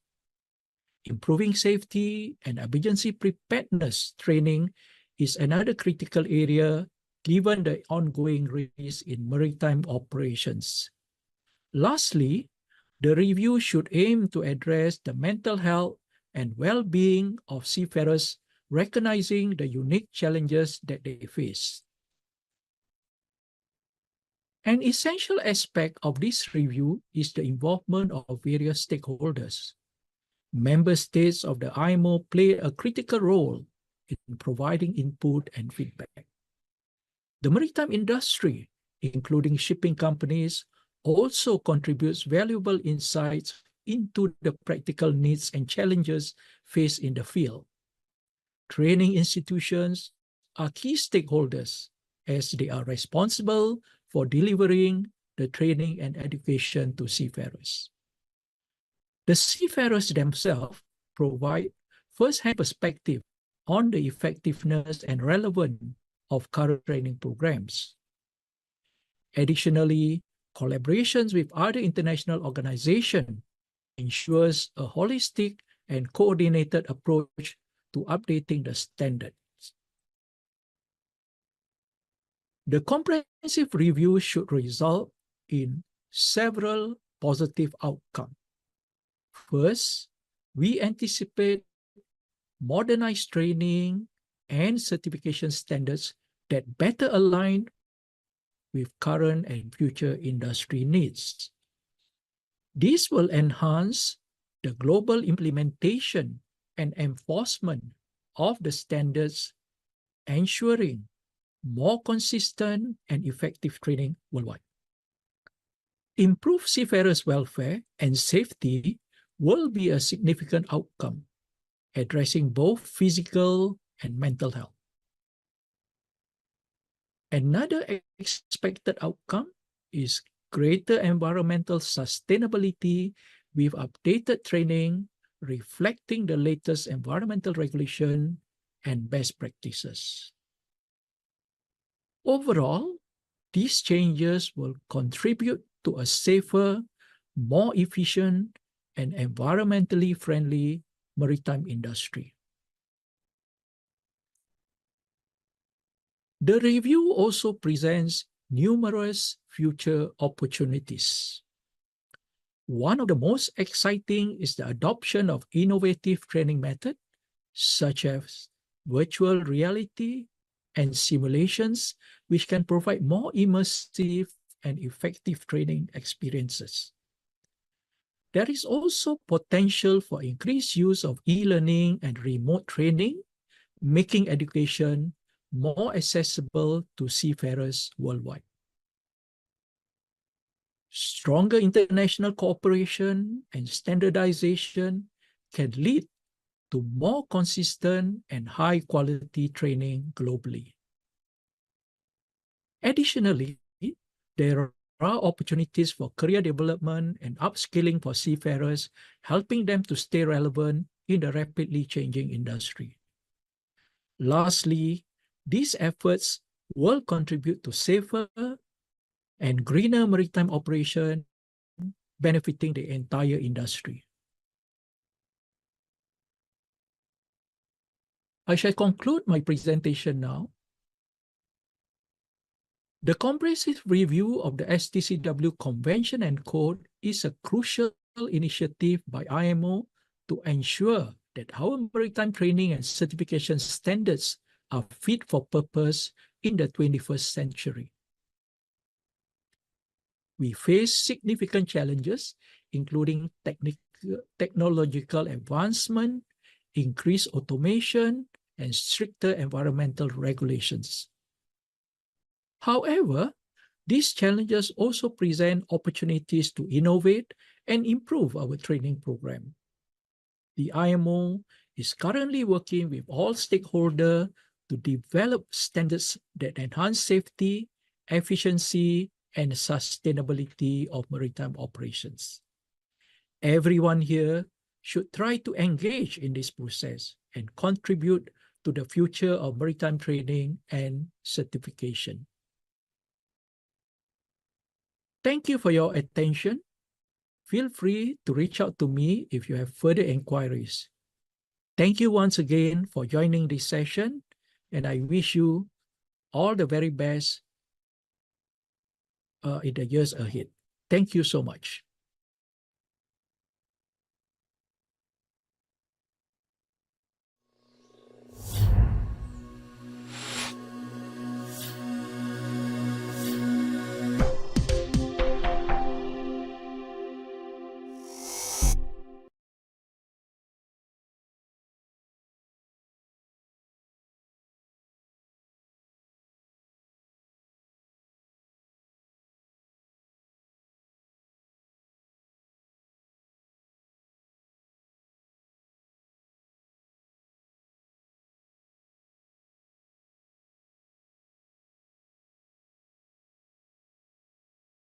Women at sea.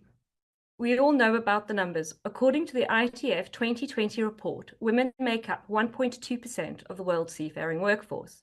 In 2020, this equated to 24,000 women, and thankfully this is an increase on 2015. And while the numbers may be on the up, those at sea face significant challenges, and this could impact recruitment to the maritime industry. Diversity at Sea, a report from the Global Maritime Forum published in April 2023, pointed to some of these challenges as being loneliness and isolation, power abuse by officers at sea, access to female facilities and female products, concerns about protective equipment and clothing, and access to designated female changing rooms, bathrooms, and laundry facilities. A lot of the older ships simply don't have these facilities. Furthermore, a survey by Worcester found that 66% of women at sea, women seafarers, have reported experiencing harassment, despite policies being in place at 97% of the companies that were polled. Joining this very relevant discussion today to talk about women at sea are Alison Cusack, Principal Lawyer at Cusack & Co., Sanjam Gupta, the founder of Maritime CEO, Holly Packer, of an associate at Blank Rome, and Sue Topolowski, speaking today from the Equity Index Lead for Women in Transport. Welcome, ladies, and thank you to Safety for Sea for this opportunity. First off, can you introduce yourself and share your views on the current landscape for women working at sea or in maritime? What progress has been made and what challenges currently remain? And I'm going to start with you, Sue. I'm Sue Topolowski, and I wear a number of hats, and you might know me from other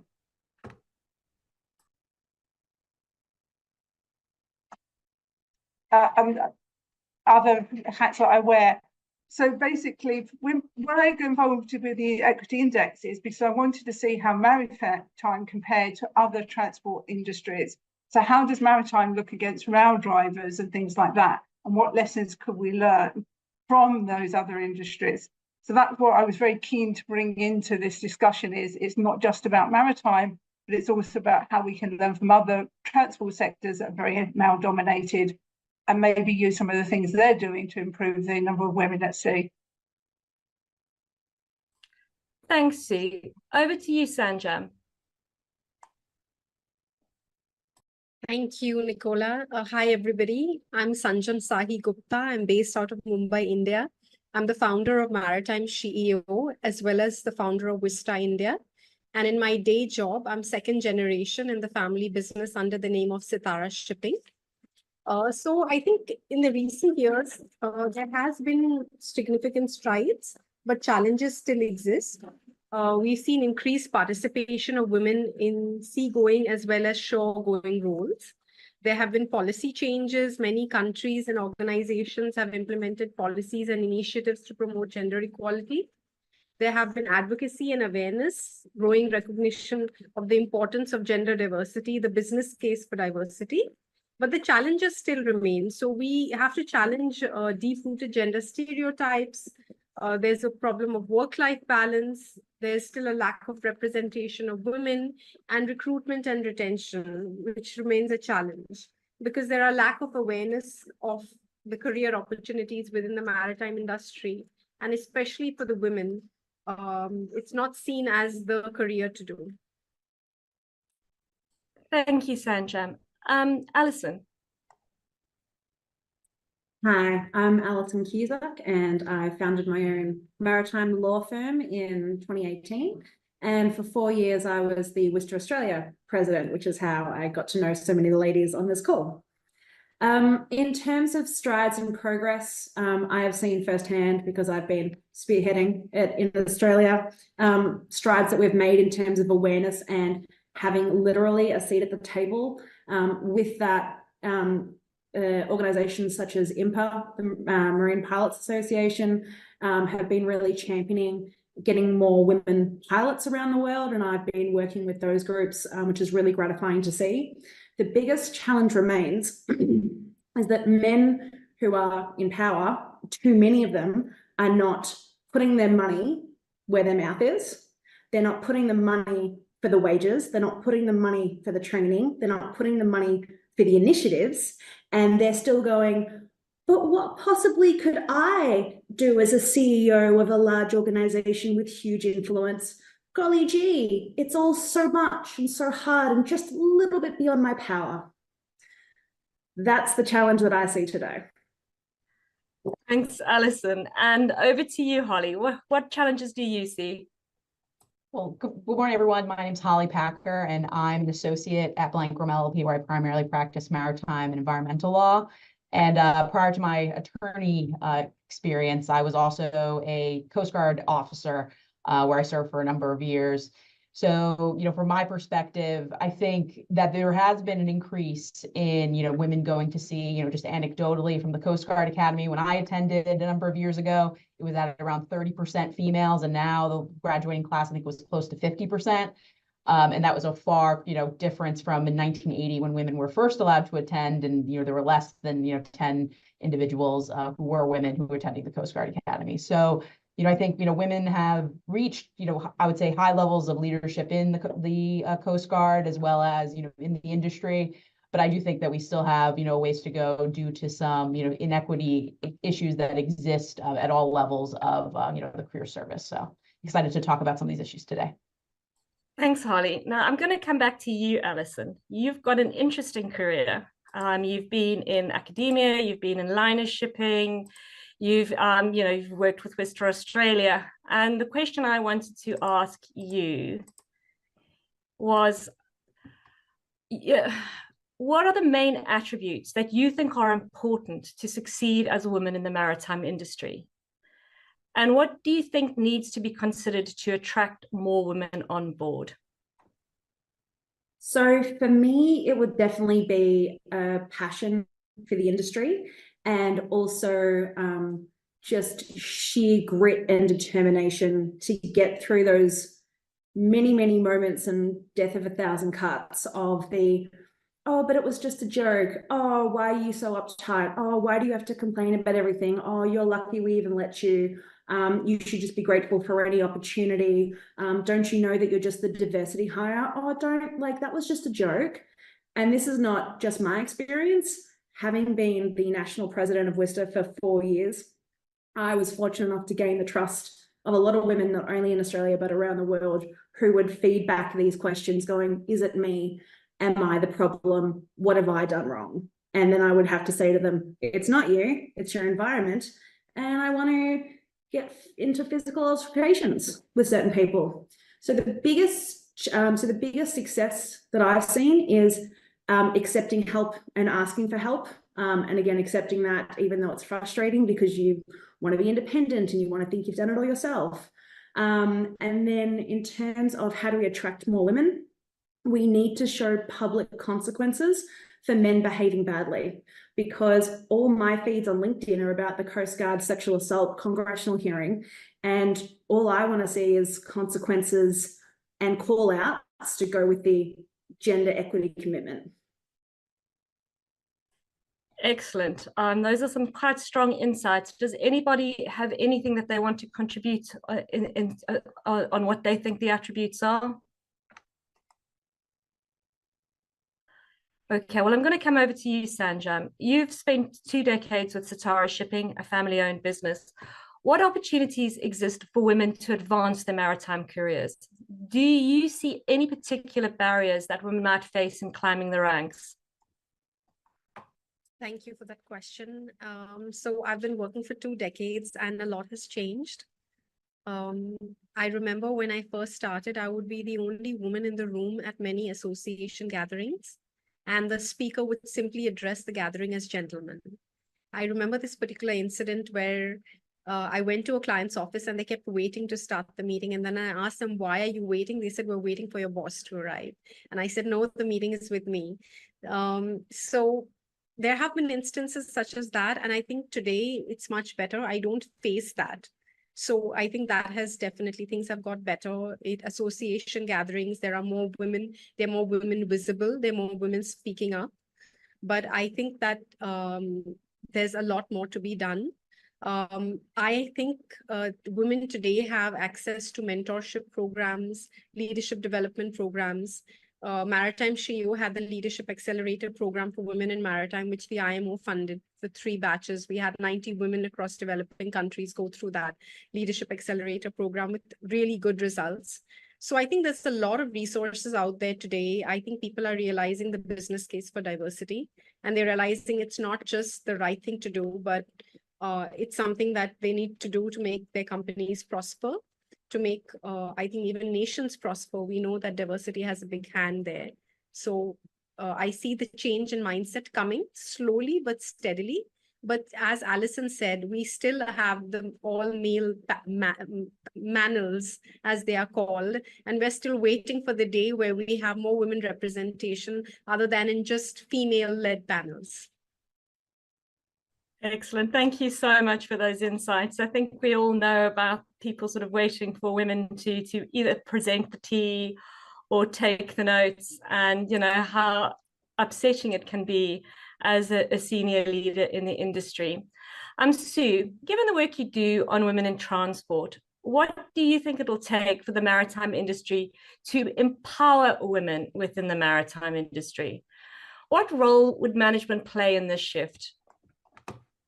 I think there's a couple of things there, Nicola, I would really like to explore. What we've found from the index is that there is an awful lot more to be done in allyship.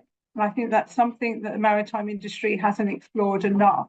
And I must admit, it's something I didn't even think about until a couple of years ago when I got involved with Maritime UK.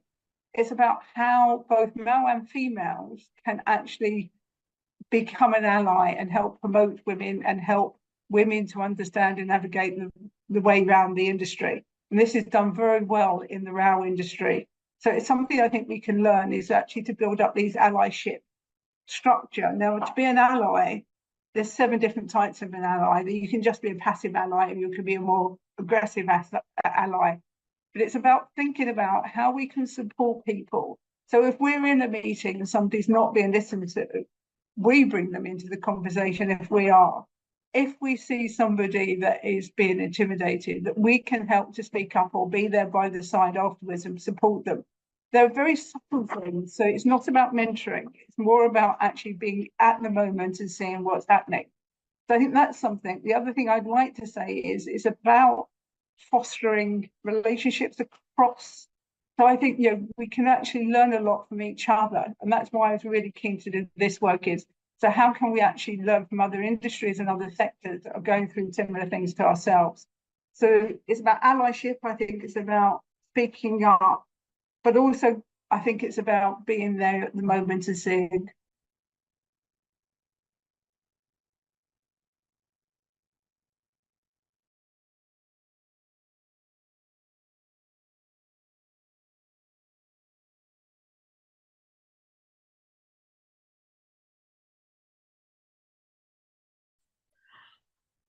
Thank you, Sue. I'm going to go on to the next question. And this is a question that I haven't directed at anyone in particular because it's one that's quite sensitive. And I think it's something we can probably all speak to. How prevalent are the issues of harassment and discrimination for women at sea? And what measures can be implemented to address and prevent these issues? And I'm going to start with you, Holly, because you've obviously worked in the US Coast Guard. But I would like to stress none of these views are representative of any of the organizations people might have worked for or been part of. It's you know, we all have a lot of outreach via social media. So over to you, Holly. Sure. So, I mean, you know, we're all aware of the current state of the, you know, news cycle. If you're, you know, not living under a rock, you've seen some of the, you know, Coast Guard issues that the Coast Guard is having right now. So I do think it's a prevalent issue that needs to be addressed, you know, both from an accountability standpoint and to actually making sure that the policies that are being implemented, you know, not just in the Coast Guard, but, you know, fleet-wide and in the industry are actually doing what they're supposed to be doing. Because, you know, even if you do, you know, quote, you know, throw money at the problem or throw resources at the problem, if they're not directed and used properly, you know, we're going to end up just being in the same place that we were. So I think, you know, it's not just about establishing policies and pointing things out. It's about really taking ownership of the problem and, having that from top down. So not just from, the leadership, but also that the middle management and the people who join the, it's a true industry change that needs to happen. Great. Thanks, Holly. I'm going to come to you, Alison. Is there anything you want to add? Absolutely. So the biggest issue that I've seen in the disconnect is that you will have managers who are supposed to be implementing these policies and they are conflict avoidant. And so therefore they don't manage the policies properly, which means the perpetrators who are quite blatantly engaging in harassment or physical assaults under sort of fair work get more and more chances because the manager who's responsible hasn't been doing the right thing. And then that manager never gets held to account. And so the primarily women, and anyone can face discrimination or harassment, but the primarily women who take that leap of faith and put their trust in the system to speak up, then get a secondary trauma from the lack of support and the lack of process following, which destroys so much trust from the institutional perspective. But not only that, they then tell other people, this was my experience. I don't want you to suffer any more than you have on top of your primary trauma. I would caution you against whether or not you should speak out. And unfortunately, I've heard about this time and time again, and I've helped people through that process as a very silent, invisible support person. But again, my inboxes, my DMs, I'm there saying, it's not your fault. You did what you could. And so it's really about proper people management from that other level who's managing the policies to make sure that they, like Holly was saying, are actually effective and help these people. I have to agree about the secondary traumas. Sanjam, I'm going to come to you because obviously you have a shipping company. How do you manage this issue? I think it has to be a zero tolerance towards any sort of harassment. And I think that in India, we're making great strides. There needs to be gender sensitization training. The Director General of Shipping last year has mandated a compulsory gender sensitization training for all who go to sea. And I think that's a welcome move in the right direction. It might just be a start, a very small start, but it goes to say that they are taking this issue seriously. And I think further, this gender sensitization training should be extended to the managers sitting in the offices, those who are actually handling the recruitment, because there are so many cases of harassment that I have handled, and not only cases of women from India, but globally I've handled from cases from Trinidad and Tobago and different countries. And I see a common pattern there, it's usually the victim who is asked not to speak out. And she's too traumatized to speak up in any case. And she's told that in case she speaks up, she's not going to, her career prospects will be hampered. And for those who do speak up, there is no proof against the perpetrator. So it's usually their words against the perpetrator, and they don't get justice. Unfortunately, that is the truth. And I was told from a very senior gentleman in the Indian maritime industry that why would we want girls to go to sea? Because we know that they're sure short going to be harassed. So let's just not have them go to sea. So that's the mindset that's out there. That's quite upsetting. You don't go to sea because you're going to be targeted. Sue, coming to you, last but not least, is there anything you want to add? I think it is about how the company behaves as much about the actual act.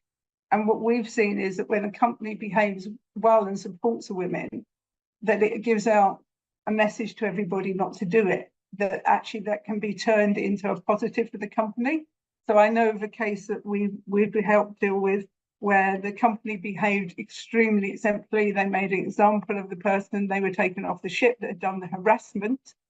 And the memo went out to every single person in the company, land-based and sea-based, saying wherever it happens, we will not tolerate it at all within our company. And the person that was harassed turned around and said to me, I never work for anybody else because of the way they handled my situation. I felt so loyal to them because they believed me, trusted in me. So sometimes it really is how it is handled that it happens. The other thing I would say is, and this is a personal point of view, I'm not talking anybody else, is I think the role of the DPA should be a lot stronger. There should be a legal obligation on them the same way as it is in HR. If you're land-based, to actually report it through the system, quite often that gets buried on their desk for a long, long time. And I think that is something that we could do as an industry very easily and quickly, because unless you've got a way around the system and getting the messages through, it's not going to be supported. And it doesn't matter, there is sexual harassment for everybody at sea, the same way there is in land-based. So it will help everybody if there's good procedures in place. Great, Sue. I have to agree. It's definitely down to procedures. Holly, I'm going to come back to you. You know, you and your time as a lieutenant in the Coast Guard. How do women at sea manage their work-life balance, especially when they're away for long periods from home? What support systems are in place for them, and what mechanisms does our industry need to consider to make it easier for them? So I think in some ways, managing work-life balance, you know, when I was in the Coast Guard going to sea is similar to how I manage work life, you know, while working from ashore, but just working long hours. At the end of the day, it's making sure that you are carving out some time for yourself so that you don't burn out. And not speaking for everyone, but for me, it was really helpful that my husband was a classmate of mine, also was serving active duty in the Coast Guard. He also went to the Coast Guard Academy, so he understood what the kind of underway life was like.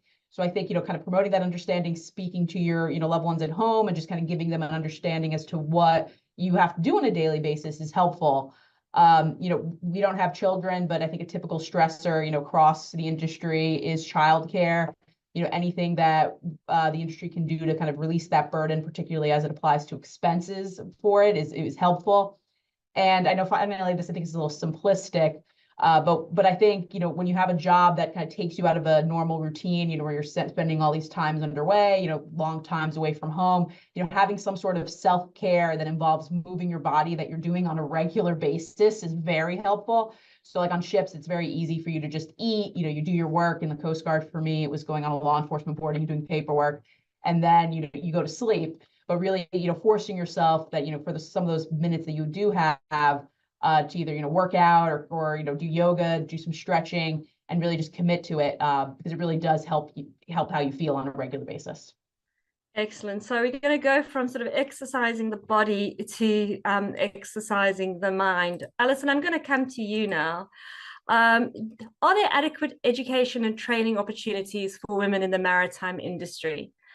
How do you think training programs can be improved to encourage more women to join the field? And I'm going to tap into your expertise, as from the time you spent in academia, for your response.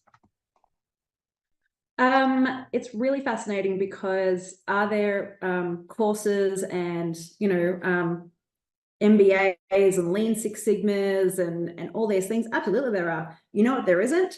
Monetary support, support from your manager, your managers to say, we want you to do this.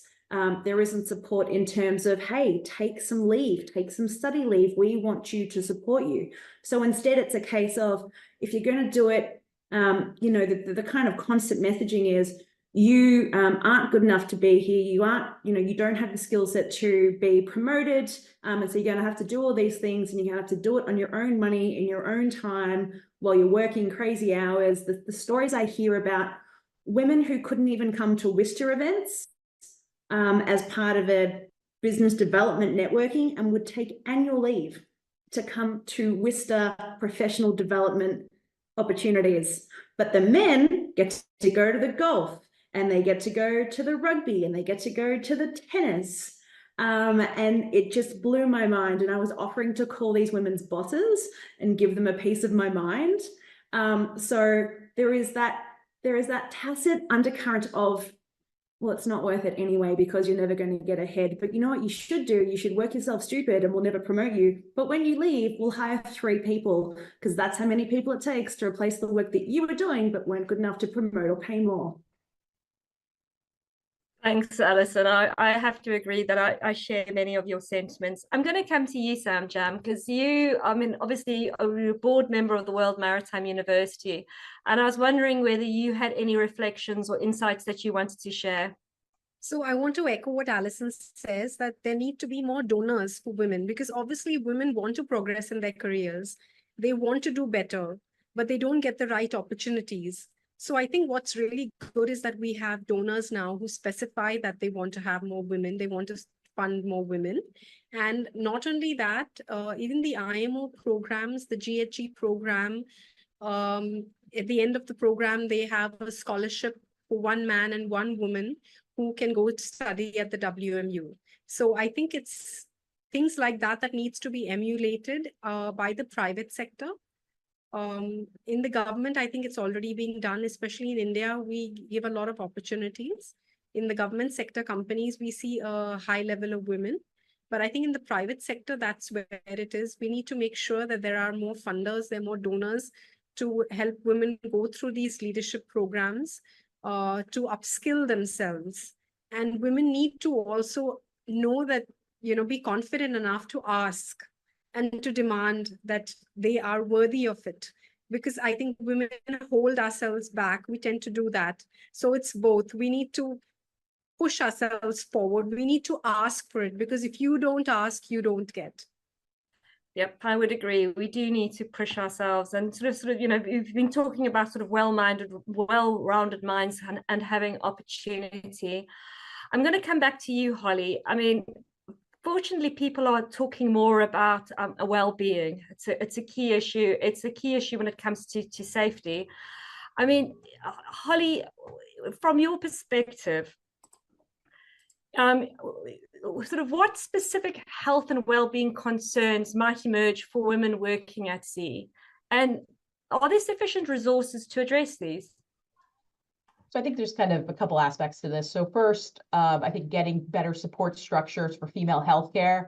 So, in the Coast Guard specifically, everyone like on base went to see the one, military doctor for their medical appointments. It was really hard to get a referral to see an OBGYN or a female specialist or, some sort of support, to try care, not everyone took your insurance, and trying to balance that with your underway responsibilities was very difficult. So I think, the industry just generally needs to continue to recognize that women's healthcare needs to be a little bit different than, what the support is provided to men, and, what can we do to make sure that those needs are being met. From a more, I guess, tactical boots on the ground perspective, the size of personal protective gear. So there's been many times when you visit a ship and you need to wear an SCBA firefighting equipment, and you go to put something on and it's like 5 sizes too big. And you're expected to do this job and you can't even, find the gear that you need to wear in order to accomplish that. So I think, the Coast Guard is, taking steps to make sure that some of these things are provided. But I think, across the industry, we need to recognize, who's actually conducting the work and make sure that we have the equipment that those individuals need. And then finally, I think just general, maternity leave policies, breast milk shipping. There's all kinds of things that we can do to support, women's healthcare. I think there's been improvements overall, but I think, there's always room to improve some of these issues. I would agree. There's always room to improve. I'm going to come back to you, Sanjam. How attractive is the maritime industry for people to work in, particularly given some of the recruitment and retention challenges we have? And, young people, I mean, my kids have quite different career aspirations from what I had. What's in place? What more needs to happen? Over to you. So I think the industry is definitely making an effort to be more attractive to young people today, but there are issues that need to be addressed. I think the maritime industry is undergoing a digital transformation, and with the advancement of technology such as automation, data analytics, sustainability initiatives, so highlighting such innovations can help showcase the industry in a better light, as forward-thinking and more appealing to tech-savvy professionals. And I think that would also mean that we need to also show that the industry is welcoming to women as well.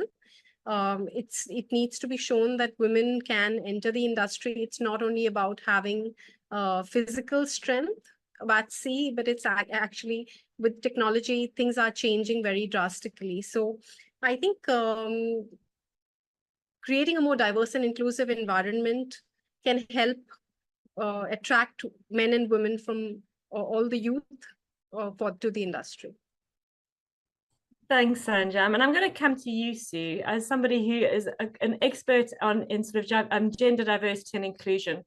What mechanisms are in place? What more needs to happen? What would you like to see? I mean, there's a number of things. One is the maritime industry, by its sort of complexity, is very shy of actually promoting itself.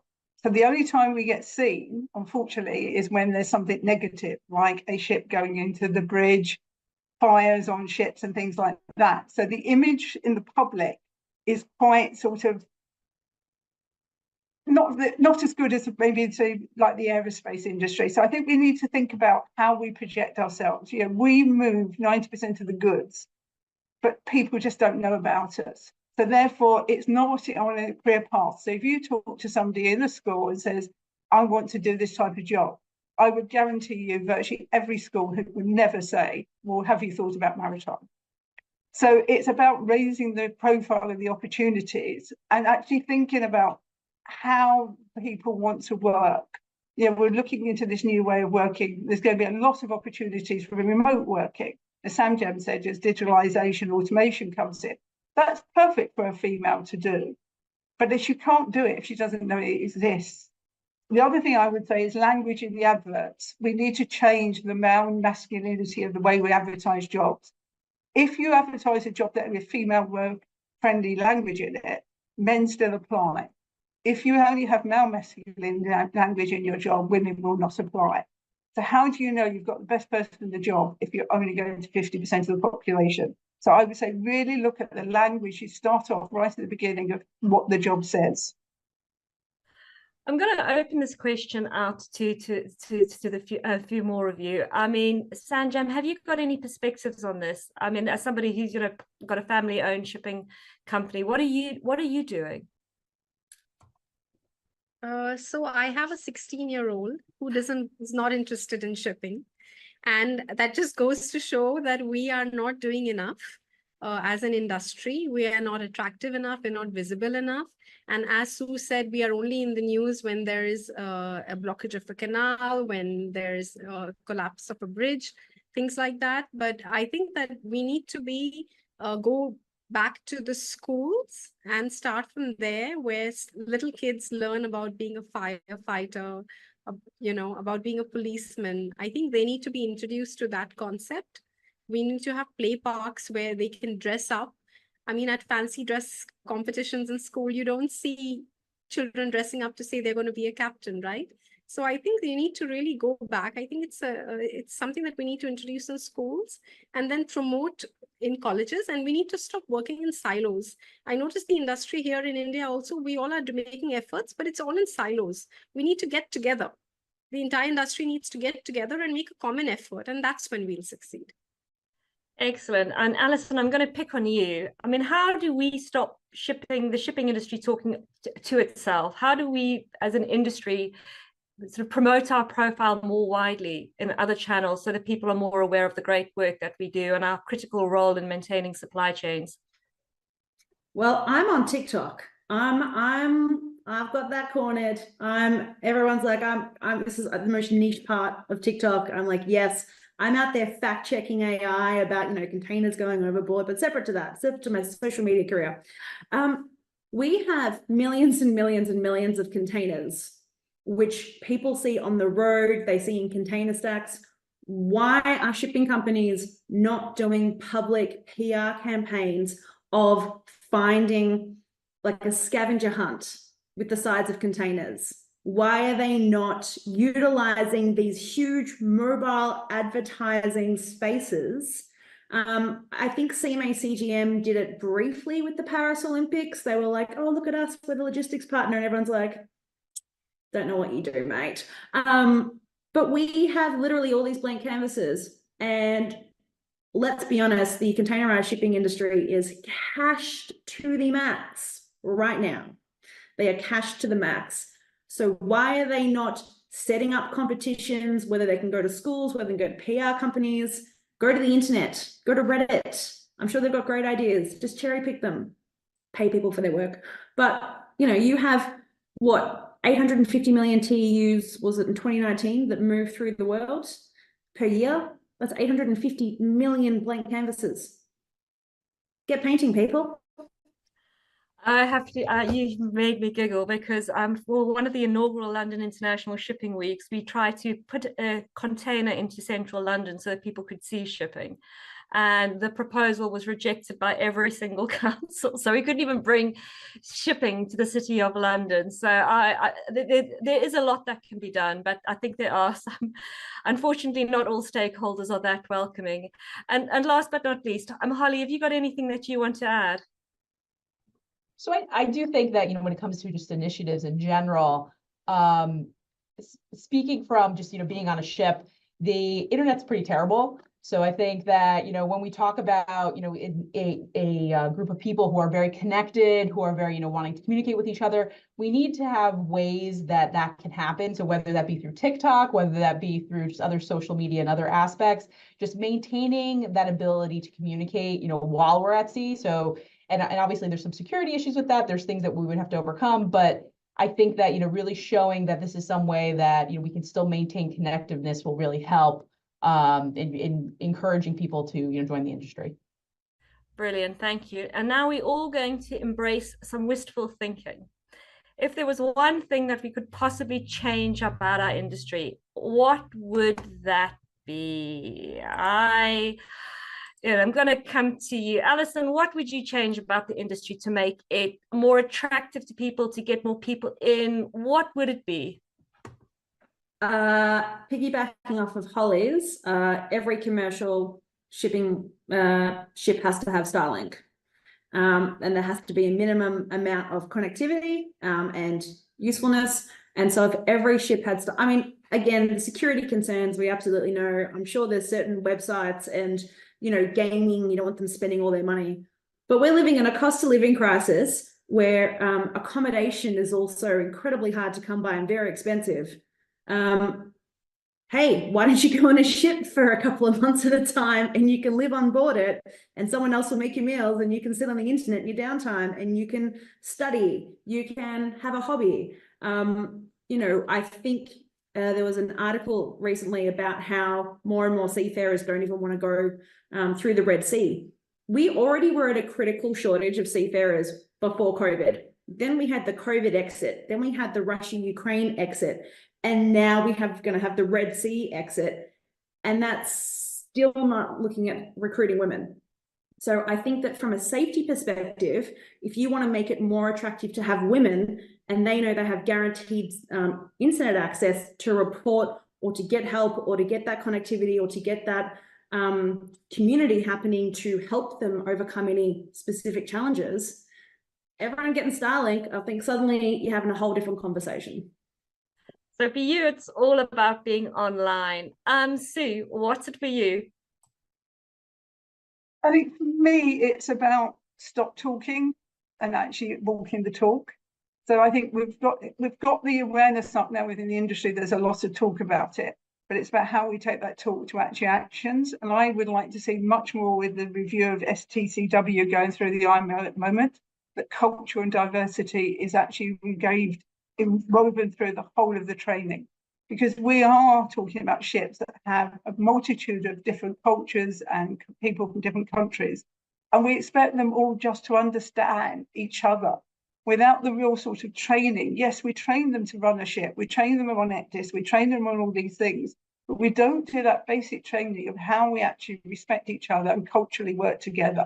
And I really do want to see, we have this golden opportunity. And I think if we have an embracing culture of welcoming people and accepting people for who they are, we would be a much more attractive industry to join. And that will resonate out. People will talk about it. The other thing I'd like to see is I'd like to see somebody like ICS really think about doing a proper advertising campaign to promote the industry, the same way as aerospace have done. Is really think about how we can take our message out and stop, as you said, talking to ourselves and talking to the people that aren't listening to this call, aren't in the rooms we always talk to, and reach the other people. Great. I have to agree. It is we definitely need to generate more awareness about the opportunity that shipping presents. Coming to you, Holly, what's on your wish list? So, this has been a little bit repetitive, but I think just more advertising. it's a really cool job and you get to see the world. And I think you get to meet so many different people, experience so many different cultures. And it's a way to do some of this traveling on a budget, right? So you're not having to, you know, expend things for flights and trying to figure all those things out. So I think if so many people just don't know that maritime is an option. I've met so many people who are like, I don't even know the Coast Guard Academy exists. I don't know about that, like that they just don't think of this as an option. And it's a really great way for young people to start off their lives, you know, with minimal debt, seeing the world, getting to experience cool things, you know, getting to leave their hometowns. And I think increased outreach would go a huge way. I'm going to put you on the spot. So what got you into maritime? Sanjam, I haven't forgotten you. I'll come back to you. But Holly, why did you go into maritime? So for me, it actually had nothing to do with ships. So at the time when I graduated from high school, I was actually getting recruited to play softball. And the Coast Guard Academy had a really good, had a decent softball program at the time. And my father was in law enforcement. He was a police officer, and he happened to know someone who had went to the Coast Guard Academy and was like, hey, you know, maybe this is something you want to check out. So again, had nothing to do with ships. No one in my background is in maritime. I really just kind of stepped in it. But, you know, if the industry wants to, you know, promote itself, like it can't, you know, rely on things like my instance where like, oh, like these, you know, individuals who just happen to stumble upon it. Again, I think it increased awareness as to, you know, what the industry does, all the different aspects of it, all the different things you can do would go a huge way. So sport got you into shipping. Interesting. Okay, over to you, Sanjam. What would you like to change? I think it's what got me here. It's inspiration and aspiration. My dad's a master mariner, and I grew up hearing tales of his, you know, voyages at sea, and I was instantly hooked. My only regret is nobody at that time told me that I could go to sea, you know, and I don't know what kind of marina I would have been, but that's my only regret, that there was no encouragement at that particular time. There were no role models. So I think that there need to be more role models. I mean, there are more role models out today, but we need to have even more role models. That's what attracts young people to the industry. To see the good work that they are doing. I think we really need to promote them. And we have Kate McHugh. She has a huge following, but we need to have more such role models out there, because shipping is so large and it's got so many verticals, right? There are so many different things that we could do in shipping. So I think we need to have role models for all the verticals so that young people know they can pick and choose, and that, yeah, this is a cool thing to do as well. And I'm still hoping that my son would join me someday. I'm not sure if he would, because otherwise then we just be stuck on second generation and not move to the third generation. Well, you know, children are children. I've got my fingers crossed that, you know, he might come into the shipping industry, because I think for many of us who are on this call, it's been a wonderful industry to work in. This webinar today is in, you know, celebration of the Day of the Seafarer. And as we come to the end of our discussion, I was wondering if each of you had a key message that you'd like to land, just in terms of improving the diversity of our industry, or just generally making our industry a better place. And I'm going to start with you, Sue. I think it goes about valuing our seafarers and showing what they actually do, because I think, you know, for me, it's the thing about, you know, no seafarers, no shopping. That's what it's all about, is we need to really value our seafarers and show them the love that we feel for them, and that we need to show across and be their voice. They are out at sea. For those of us at land, we need to be their voice. We need to speak up for them. You know, we need to reflect on what is happening. You know, we've had seafarers die in the last month, being attacked in the Red Sea. We need to be their voice. We need to talk up for them. We need to show them that as an industry, we really do put them and respect them for the value that they bring to our industry. Without them, there would be no shipping. And I think that's what my message is. We do respect you. We really do hold you in high esteem. And whenever I can, I want to champion you. Okay, thanks for that, Sue. Sandra. So I'd like to give a message to the industry stakeholders to lead by example. I think it's time to stop talking and start doing. And we need to accept diversity and inclusion and make the industry welcoming for everybody. And for the seafarers, who are the true superheroes, I believe, I think they should also seize opportunities for growth, learning, and advancement so that they can do much more with their careers. Brilliant. Alison, what would you like to, what's your key message? My key message is to the industry stakeholders who haven't been out to a ship in a while, who haven't spoken to a seafarer in a while, who haven't spoken to a pilot or a harbour master or people doing the actual operational, dirty, tiring, 3 a.m. in the morning things that make everyone the money, is that you have the power in the boardroom to make those people's lives immeasurably safer and immeasurably better.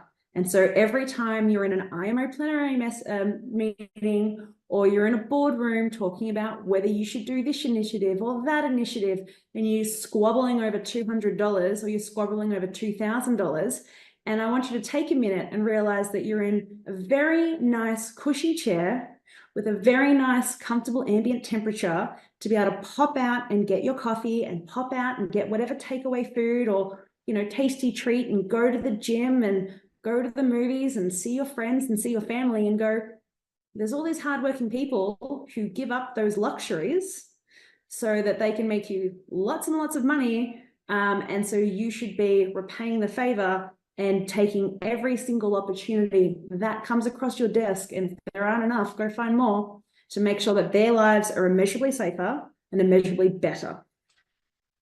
And we love the seafarers because they literally make our industry work. Well, to my mind, they are the lifeblood of our industry. And, you know, shipping is the servant of global trade. Coming to you, Holly, what's your key message? Well, I think just generally investment in diversity can cast a huge wake.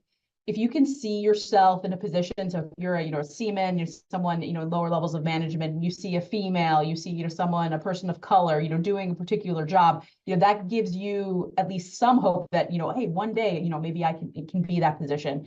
And I think the value of having a diverse and inclusive workforce, a diverse and inclusive industry is really just going to make the organization better. Excellent. It's been a brilliant discussion, everyone.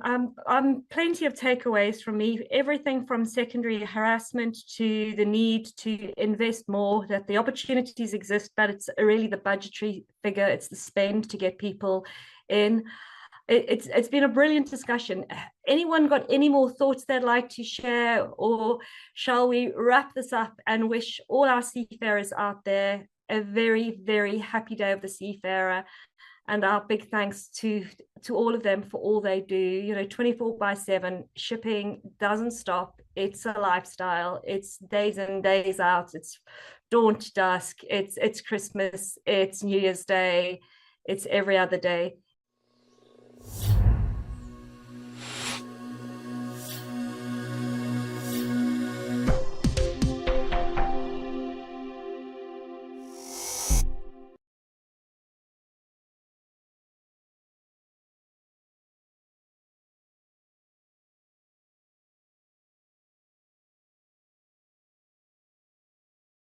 Viewers and friends, following 3 successful days, it's time to wrap up our event.